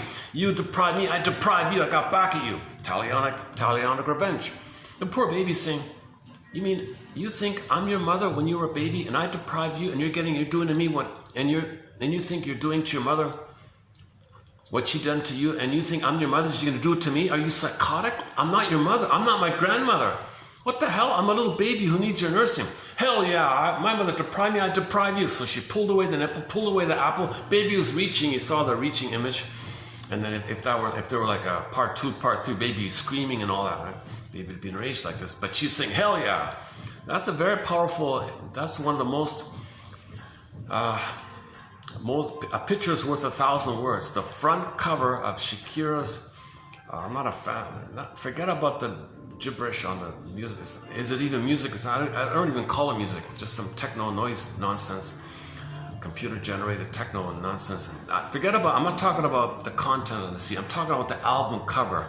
So give her credit if she approved it or asked for it or wanted it or something, I don't know, or asked for it. Or whoever was behind it, give that person credit. Because that image alone says a lot in terms of music's contribution to self-awareness.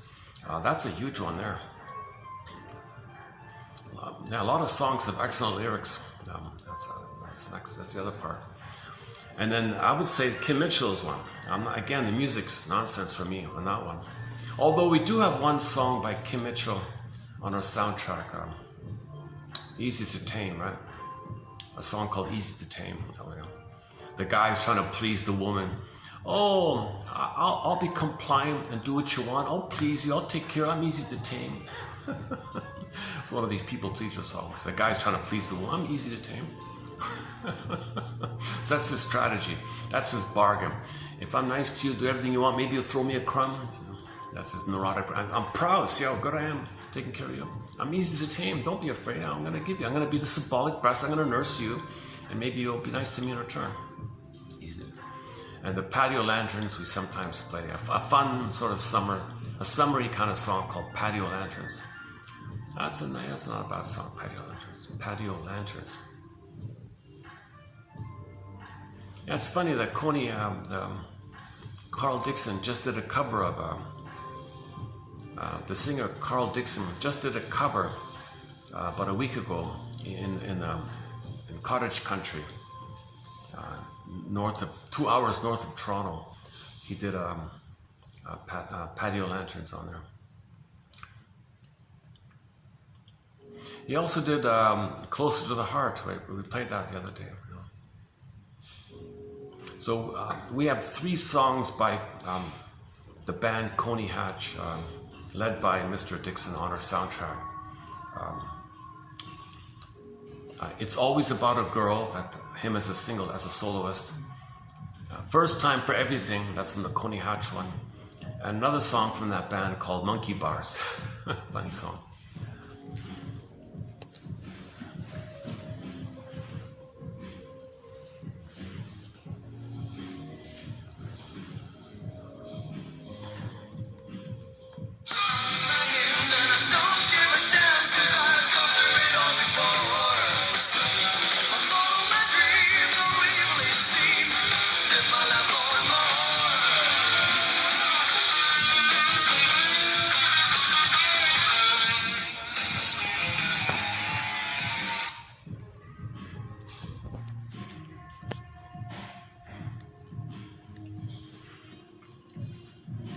Yeah, let's see if I can post a short of the song. It'll be fun to have a short of that song somewhere. Okay, before we do that, let's pick up with the quote here. So one of the defensive maneuvers the baby adopts when he's under way too much pain is the Faustian deal. Okay? The jargon for this is identification with the aggressor. He'll become the aggressor. He won't be himself, he'll be the aggressor. So in repetition compulsion, he's going to play the aggressor, okay, and find others to play him and do to them what his mother had done to him, and he'll feel powerful and important, have identity and power, mother's power, Faustian, okay, like that. So Burglar's Code, let's do Burglar's Code here. Okay, so go to, did I say 27? 28, 3128.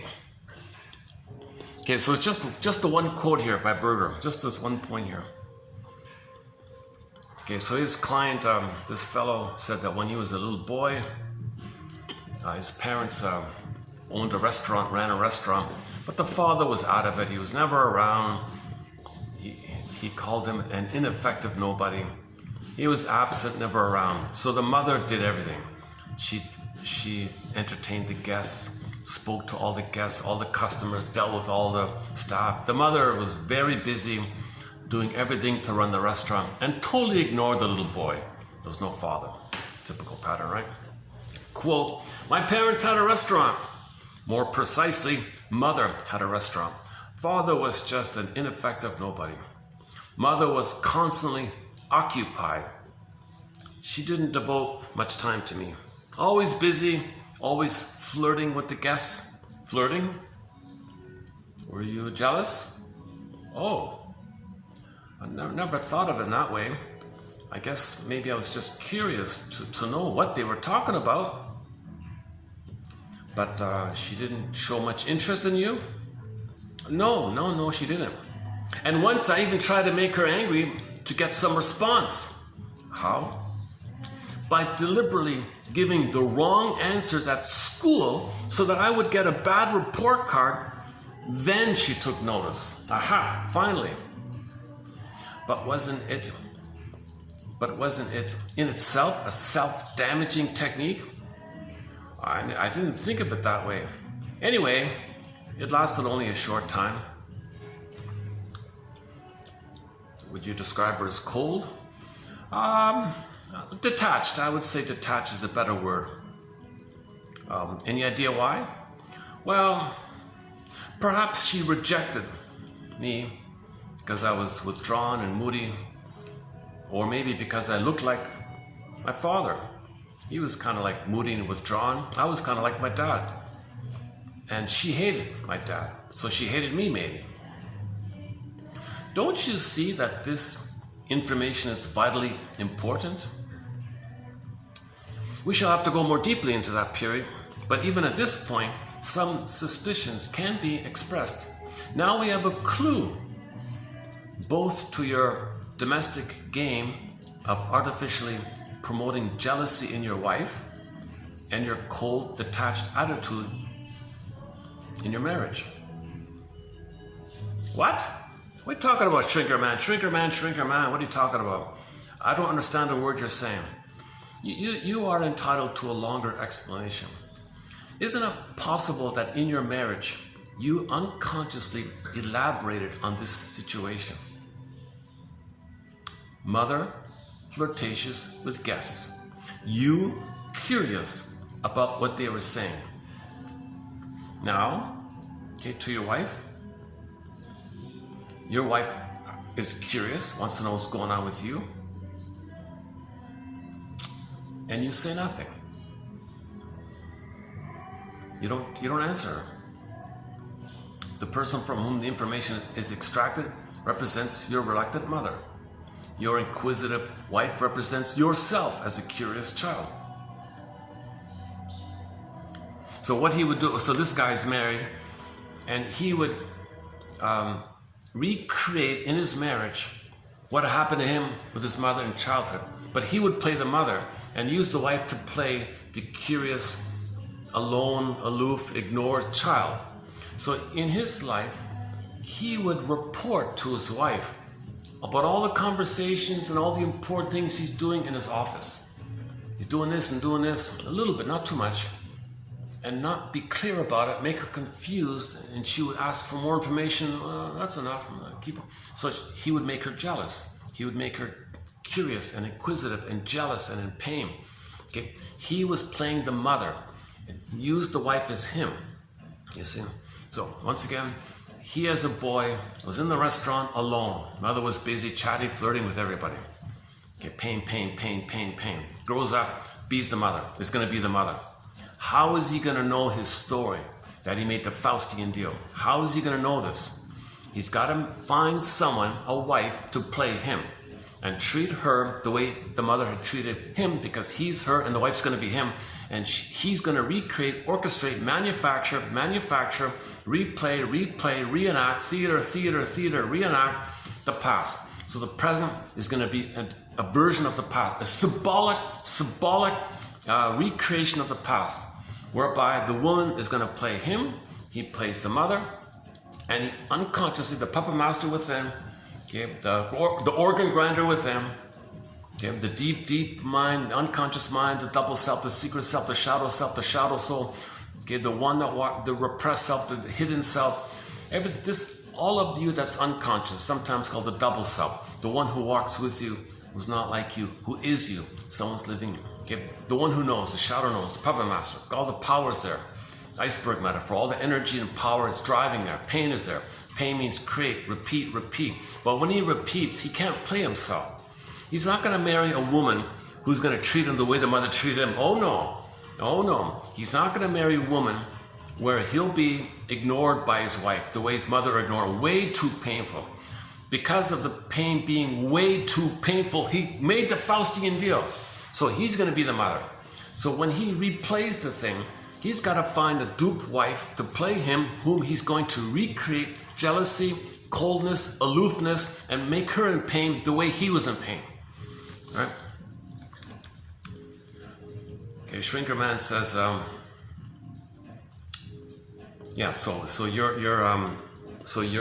your inquisitive wife represents you as the child, and the person from whom the information is extracted represents your reluctant mother. So you're playing the mother.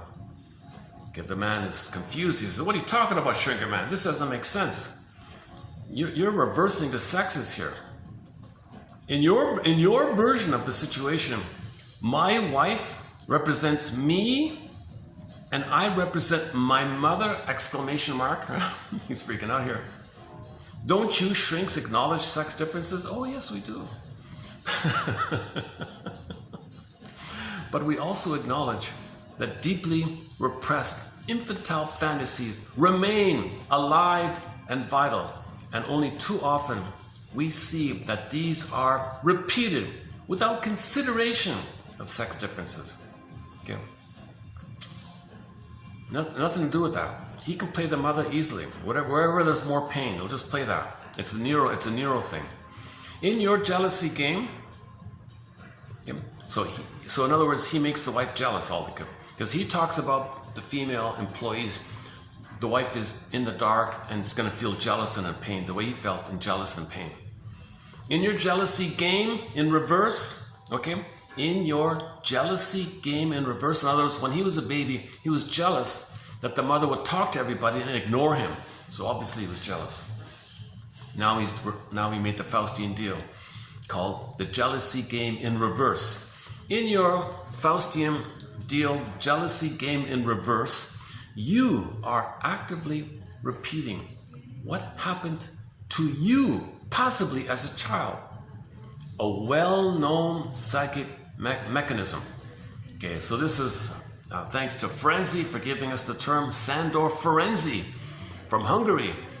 Okay, Ferenczi gave us the term identification of the aggressor. Not the other well-known name, forget that. She didn't say it. It was way decades before that. You can see it in the book, 1920 something. Sándor Ferenczi gave us this phrase.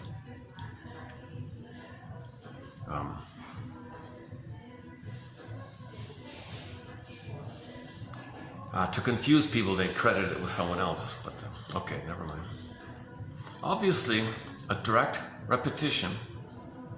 Yeah, no, back to the shrinker man talking to the guy. Obviously, sir, a direct repetition would be unendurable, even to you, to anybody, including you. You couldn't take it, you couldn't handle it. So you made a deal. So you compromised.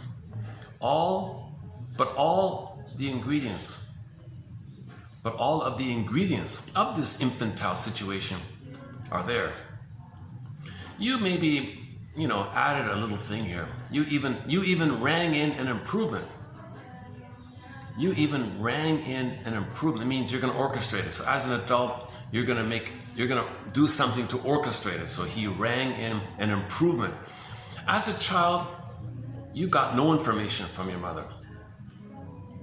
But now you tease her by giving your wife a few little crumbs just to make her jealous. The man says, "Unbelievable. That's fantastic. That's fantastic," he says. Exclamation mark. "That's fantastic," the man says. "Really? Ain't that peculiar? I don't know about this shrinker man. That's too fantastic." Well, of course, the whole of neurosis, the torture-hungry child in the adult, is fantastic. I'm telling you, Berger's funny. You got to read Berger.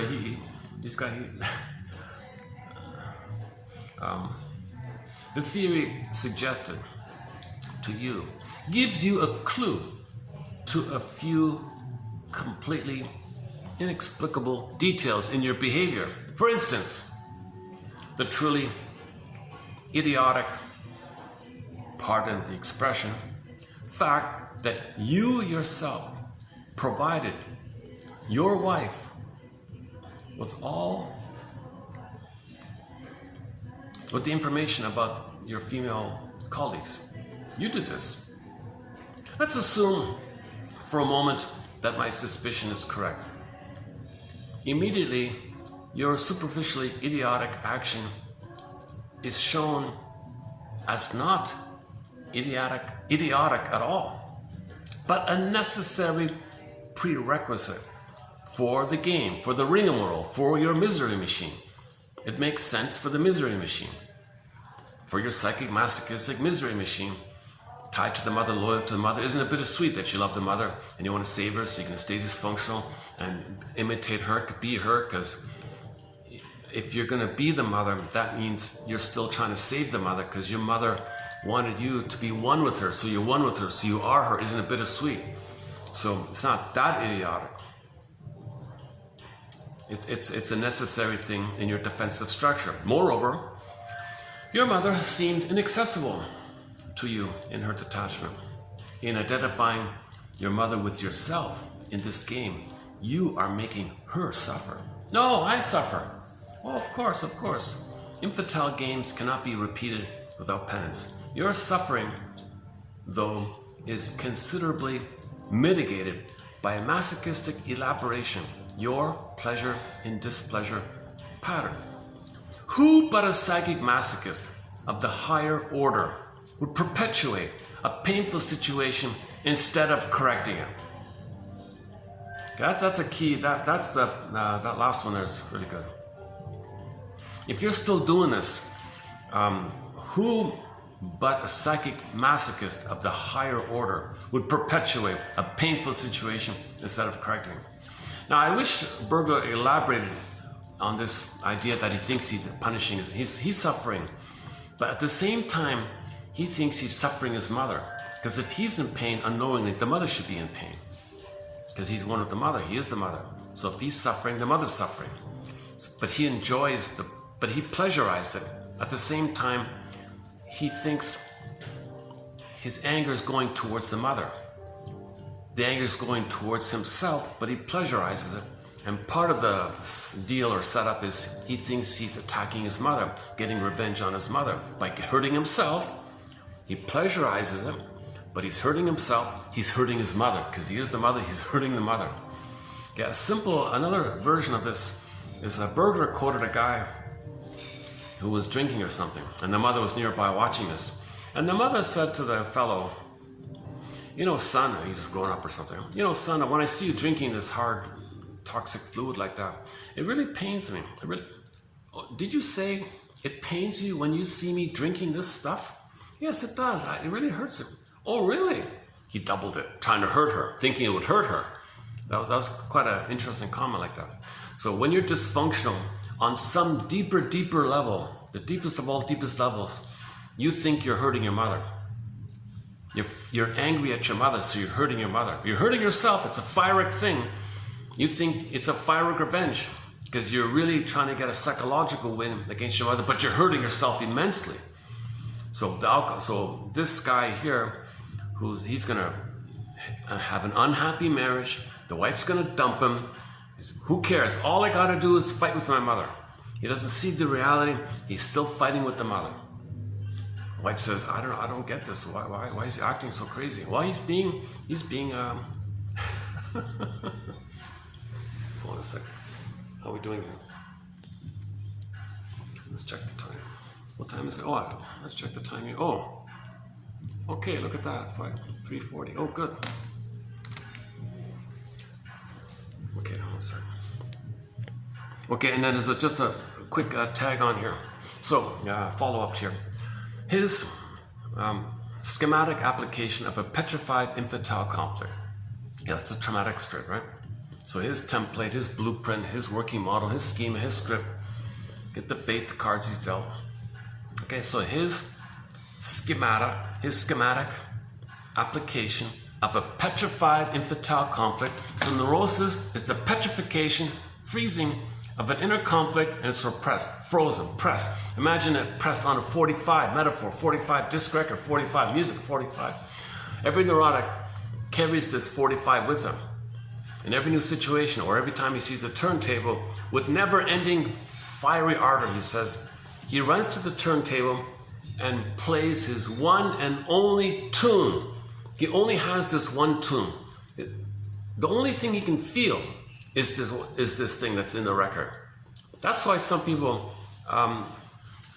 they only can relate and feel what's according to the script. They don't feel new things. They don't do new things. They can't enjoy new things. Okay, they're living in the past. They transfer the past to the present still the past. Okay, the present's just going to be used, misused, created, mirage-like, cherry-picked, distorted, paratastic distortion, see everything through the lens of the past. Mr. Bowlby says, if every day you see every day through the lens of the past, you do it again the next day, you do it again the next day, you can also use the phrase repetition compulsion for that. But typically the present, because that part of the brain doesn't know time, all time is that time. So when you're present, the unconscious brain thinks it's that time. So the way to use language to describe this is, well, this transfers. You transfer the past to the present. But really, technically speaking, the present is the present from the conscious point of view. But from the unconscious point of view, which is driving the thing, okay, the organ grinder guy doesn't know time. So all time is organ grinder time. All time is organ grinder. All time is puppet master time.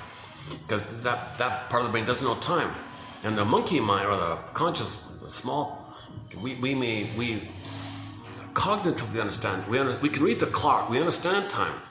But in terms of what we're doing, our motivation, what we need, our hunger, our love hunger, attachment hunger, our trauma, our pain with the mother, all that stuff's the past. That's the puppet master, the organ grinder kind of thing. Okay, so his schematic application of a petrified infantile conflict. Okay, the 45 record. And the unconscious shift onto an innocent bystander, okay, in this case the wife, right, is typical of neurotics. Okay, we call this transference and transference acting out, repetition compulsion. The neurotic propensity for projections of bygone conflicts. Okay, it's a bygone conflict, right? This is decades ago in the nursery. It's a bygone conflict, but no. There's no sense of time. It's all time is that time. That's why it's neurotic. When you think the present is emotionally the past, that's neurotic. When you try to solve problems in the present with childhood strategies, the strategies you adopted to deal with the mother, and you apply those strategies with your mother to the present, it's neurotic. The neurotic propensity for projections of bygone conflicts is his main emotional effort. His main need, his main motivation. He calls it the grand design sometimes. It is, at the same time, the only avenue through which a neurotic can feel emotion. So the only way he feels alive, the only emotion he can feel, the only way to feel anything is to recreate this painful mess. So in the present, he recreates the painful mess. Maybe one way to think about it is, let's say the force field. Let's say the mother and the baby's stunned in a mother's force field or something. And there's a painful thing with the mother, but the baby's stunned. And while he's stunned, he's hypnotized, stunned. Baby can't speak up or fight back or do anything. He's stunned. So 20 years of being stunned like that. Now finally he's free. He's living in that stunned condition with everybody. But now when he's older and he meets other people, he might start to now get angry at people, meaning the mother. So you're recreating it to know the past. You were angry with your mother, but she stunned you. Right?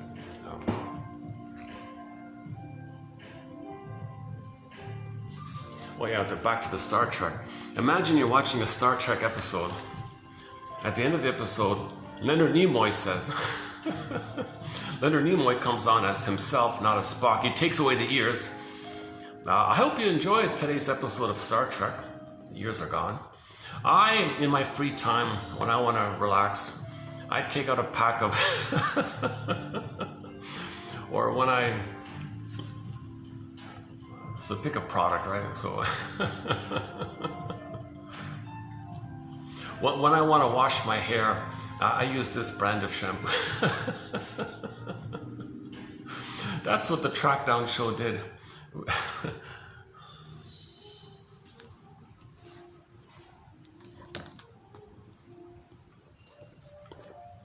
Again, his schematic application of a petrified infantile pattern in the unconscious shift onto an innocent bystander is typical of neurotics. We call this transference, and repetition compulsion, transference acting out, symbolic acting out.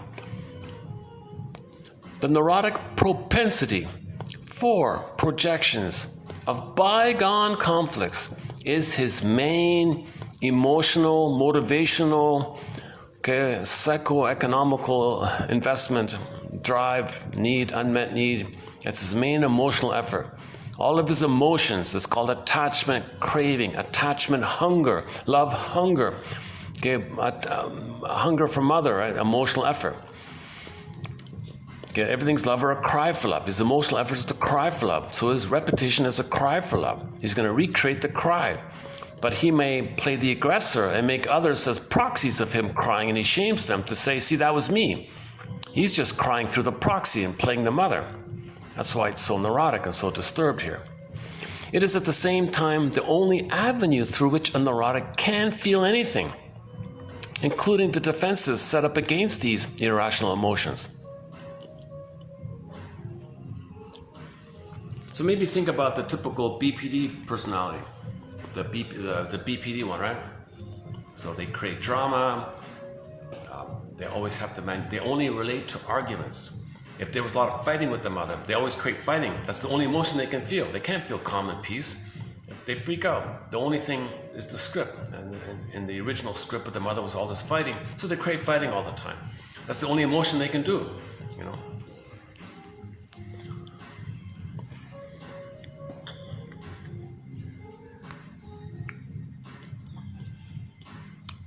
This makes for blind repetitiveness. For me, I regard this as the person not really being able to see reality as far as emotions are concerned, and in any light, but that cast by their distorting projections. So the only thing he sees and feels is refracted through the lens of the past.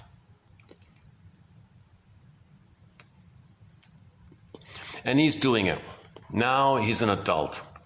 As a baby, it's one thing, but if you keep on doing it, okay, if a man creates the machinery that will give him his daily dose of unpleasantness, keeps it going, keeps fueling it, keeps giving the misery machine oil and gas, you can't really now call him a victim, can you? Yes and no, he says. Take responsibility. You're responsible for your unconscious. Okay, so enter the Twilight Zone episode entitled One Life Furnished in Early Emotional Poverty, if you can grasp this point here. Okay, the one defense against healing is called intellectualization. Just keep it in the head like that. Okay, now never mind the last part.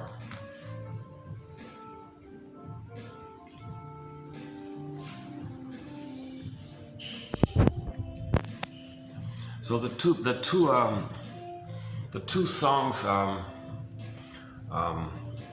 this topic are indigenous singer. He's half Iroquois, half Mohawk. Did I get that right?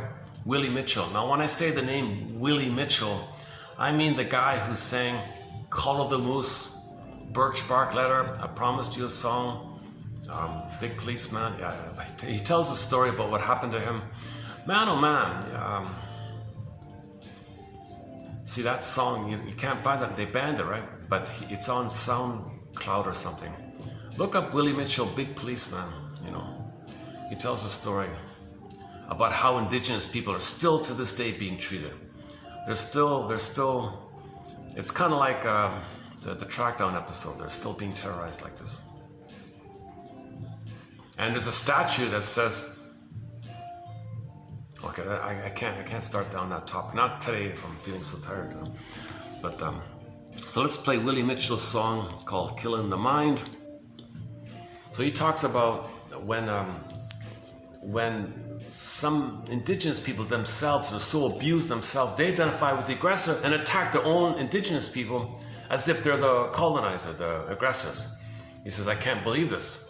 So the song is called "Killing the Mind." I can't believe. Do they even know they're doing this? Do they even know they're doing this? Okay, let's dig up the song here. It's not too well known, but it's a good song. It's on an album called Native American Music or something like that, Volume 1 or something like that. Okay, give me a second. First Nations music or indigenous music, I forgot what it's called. Anyways, Willie Mitchell, "Killing the Mind."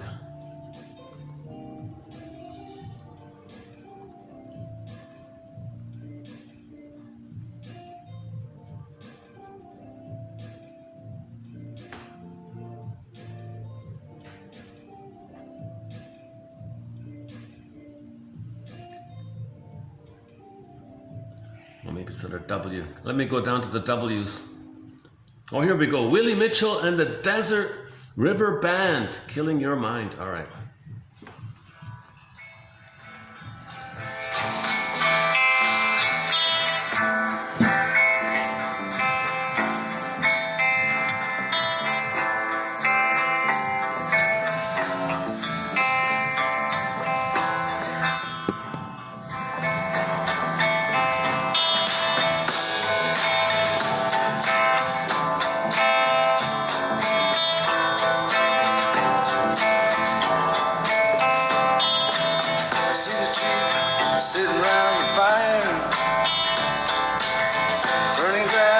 Chanting to himself. The only sound you heard was someone talking, and the sound of the fire making love. Deep inside their soul, the spirit's listening, keeping them in line with nature's own. Up above, the silver bow is gleaming, giving light to guide us through the night. But now we have an ugly spirit, and he walks around in a good disguise, and he comes in the color of our people. You can always see it in her eyes, killing her mind, killing her kind. Always wonder if they do mind. Killing her kind. Always wonder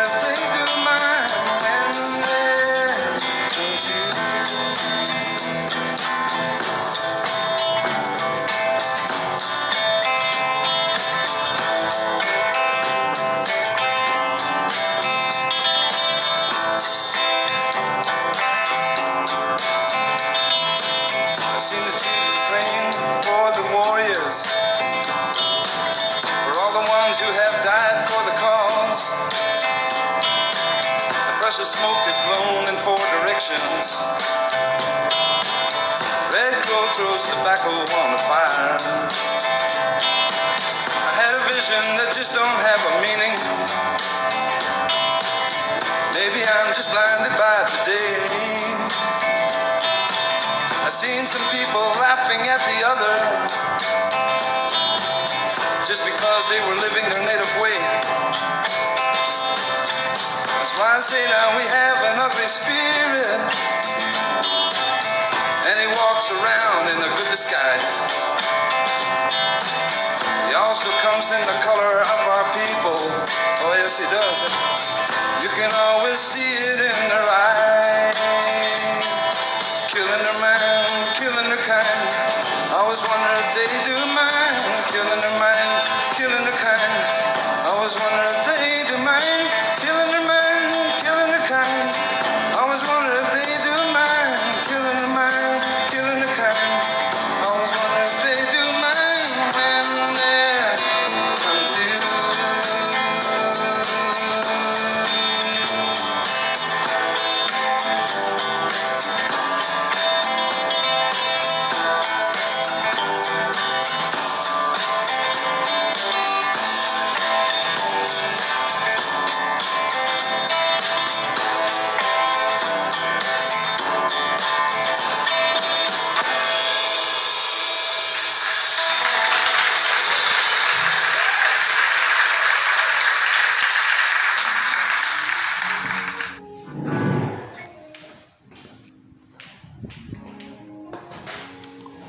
And the other song is Ain't That Peculiar. And the third one, related song, is the Pat Benatar song, Hell is for Children, right? So I'm starting to, maybe I'm wondering, maybe let's just make this a shorter video here. Okay, why don't I let the phone read out today's quote by Berger. So we've just completed like a 4-video special run on some of the quotes by Edmund Berger. So I think this is 4 of 4, right? So check out the past 3. If you like today's quote, check out the past 3. The first 2 are on psychic masochism. Yesterday's one was on the midlife, the revolt of the middle-aged man. The second emotional adolescence guide, all about the midlife thing. That was a best-selling popular self-help book back in the 50s called The Revolt of the Middle-Aged Man. Berger was one of the earliest people to write a general self-help book for the public on the midlife crisis. I don't think people realize that.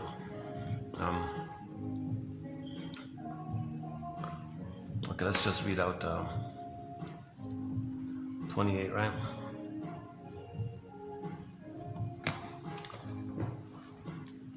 Okay, hopefully it'll sound okay on the table here. Let's see. Sometimes I gotta prop it up with something.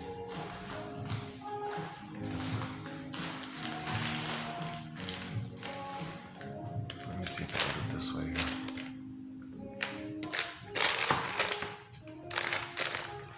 Okay, let's just give it a try.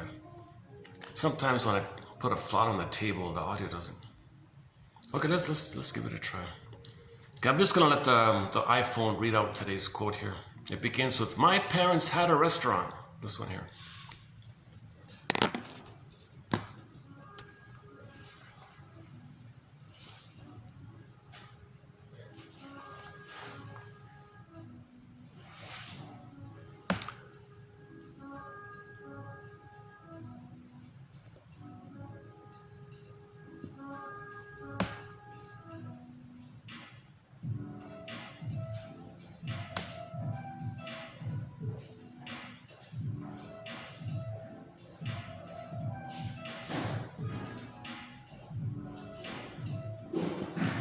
Hold on. Still haven't quite figured out this thing here.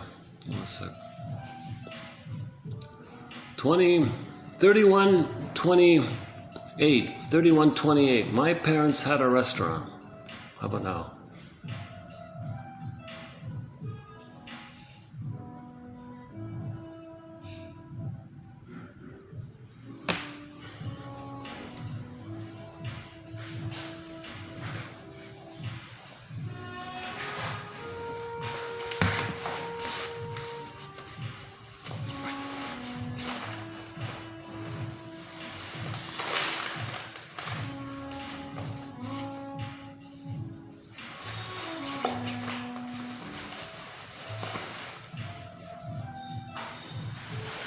Seriously? Still? What happened here? Maximum volume? We got the volume? What's going on here? Hold on a second. Why is this not working?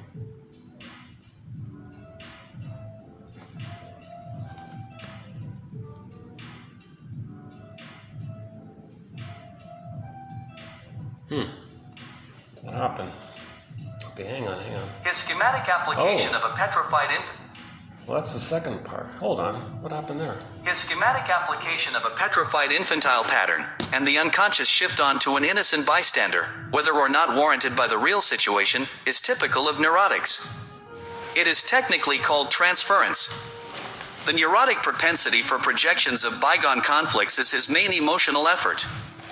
It is at the same time the only avenue through which a neurotic can feel emotion, including the defenses set up against these irrational emotions.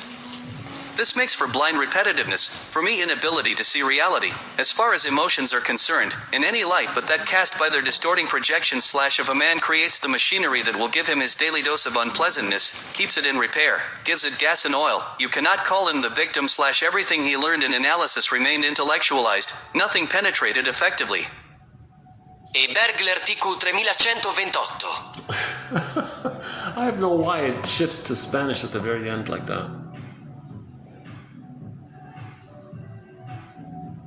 Let's see if we get it to the beginning here. The rest 3128. Oh.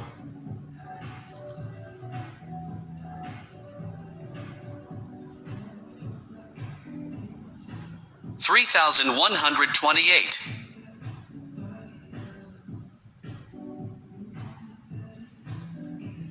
3,128.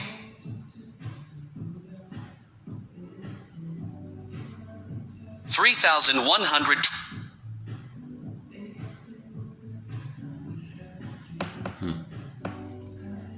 My goodness.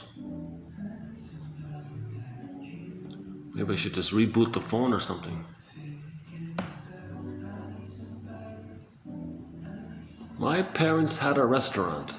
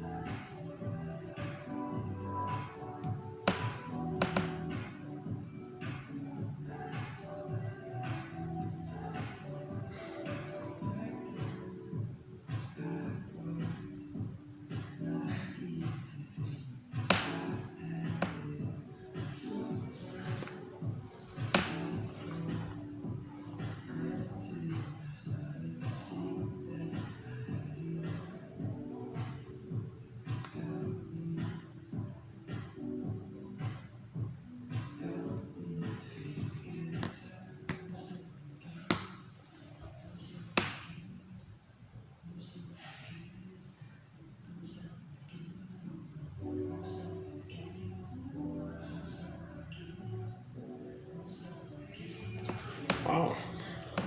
I've never had this happen before. What happened here?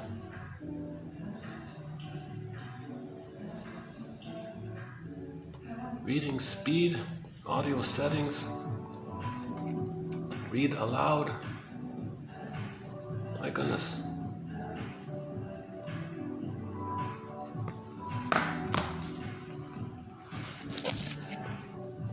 Okay, sorry for the confusion. A little tech issue here. I've never had that happen before. I've had to skip around a bit.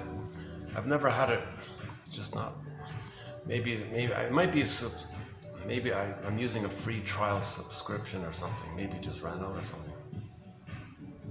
His schematic application of a petrified infantile pattern and the unconscious shift onto an innocent bystander, whether or not warranted by the real situation, is typical of neurotics.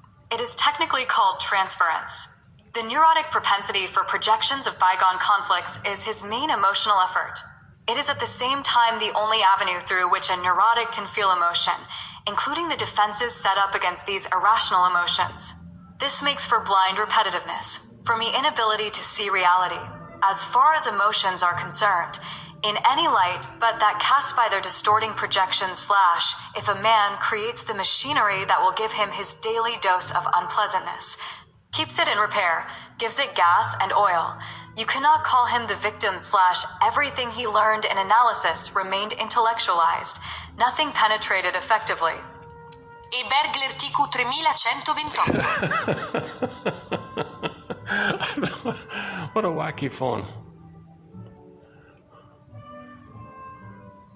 3128. Yeah. But start from the beginning. What happened? Here's the beginning. My parents had a restaurant, right?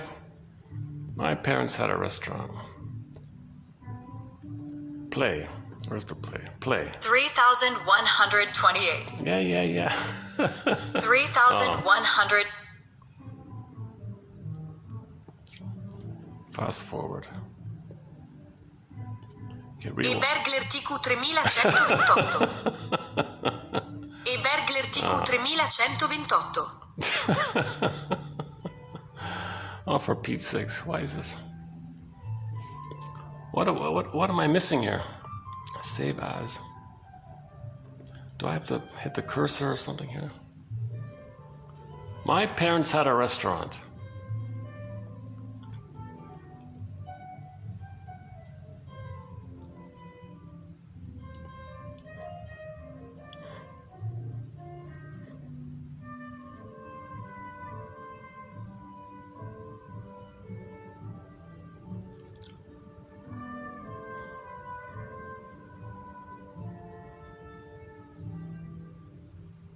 His schematic application of a petrified infantile pattern and the unconscious shift onto an innocent bystander, whether or not warranted by the real situation, is typical of neurotics. It is technically called transference. The neurotic propensity for projections of bygone conflicts is his main emotional effort. It is at the same time the only avenue through which a neurotic can feel emotion, including the defenses set up against these irrational emotions. This makes for blind repetitiveness, from the inability to see reality, as far as emotions are concerned, in any light but that cast by their distorting projection / if a man creates the machinery that will give him his daily dose of unpleasantness, keeps it in repair, gives it gas and oil, you cannot call him the victim / everything he learned in analysis remained intellectualized, nothing penetrated effectively. E Bergler TQ 3128.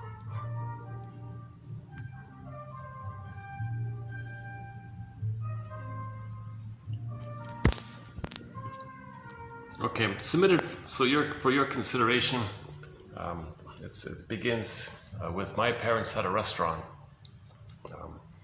So check it out. Ain't it peculiar? Ain't it peculiar? See, one way to not know this is to dodge the issue. What do you mean? Doesn't make sense. Keep it in your head, intellectualization, like that. What was yesterday again? Oh, middle age revolt. Man's middle age revolt. Okay, that one there. And then 26 was repetition. Oh, repetition compulsion. Yeah, oh yeah, here we go. Okay, hang on. Okay, repetition compulsion. Neurotic suffering develops without apparent reason. To understand and treat it, therefore, we must search beyond the body into psychology, where, neurotics want help, of course.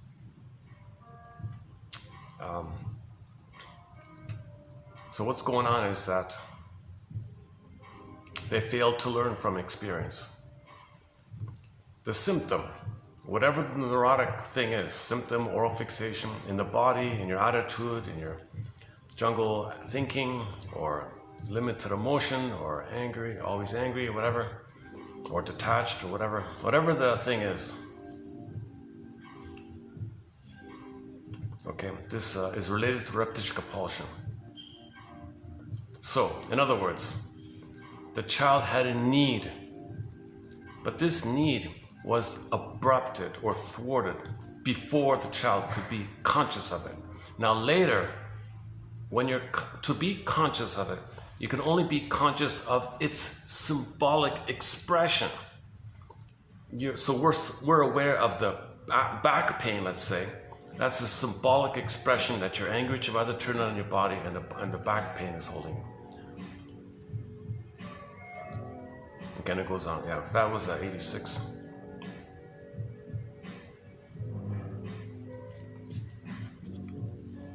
The compulsion to repeat an action. Okay, so this is we want that. So the idea is we want to turn repetition into memory. We want to convert repetition into memory.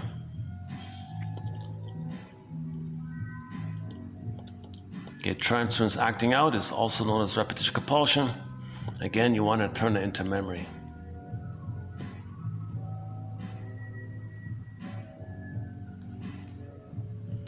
Psychoanalysis is still alive. It's not a dinosaur, but it's more alive in the New York kind of area. In the California area, West Coast, okay, you got very wealthy people just having fantasy clubs with the New Age crystals.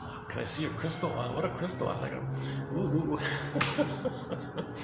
So they can indulge in the regressive fantasies of the missing bliss, have fantasies of bliss, fantasies of oneness, and all the New Age activities are an attempt to trigger the blissful time of when you were one with your mother, and you get the blissful feelings.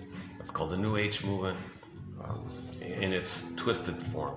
So most of the New Age movement is about, gee, wouldn't it be nice to bring up the good old days of oneness with the mother, this blissful, mystical oneness feeling, New Age, ooh, you know. It's kind of confused when they do that. So that's all spelled out in Mel D. Faber's book called New Age Thinking. That's probably one of the best books on the topic. And some guy from that area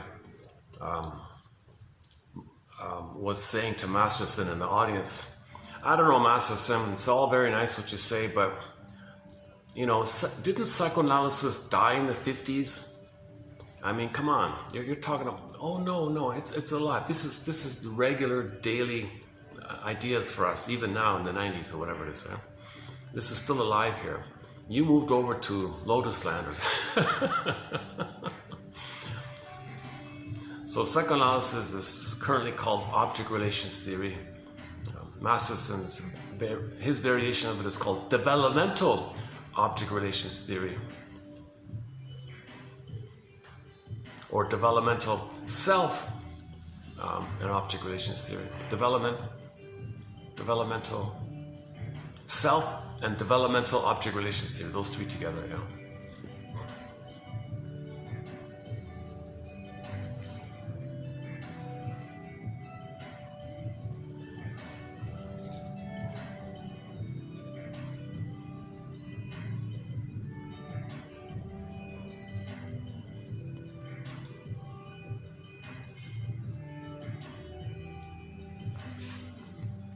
Okay, let me get one copy of the Santos song for the short at least, and then we'll wrap it up here. So when the song ends, I'll hit the stop button. So the mission is the quote below, see what you think about it, and then play the song in a peculiar.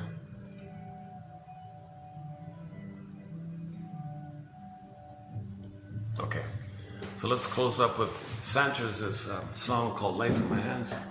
Thanks very much. May the psychotic, of course, be with you, rain or shine. So the world, so back to Mr. Diderot, his quotation, the world is a kind of spiritual kindergarten. We're all confused little children trying to, infancy said, trying to spell the word love with the wrong blocks. So let's search for the right blocks. And I think some of these quotes are not absurd. I think they may be peculiar, but not absurd.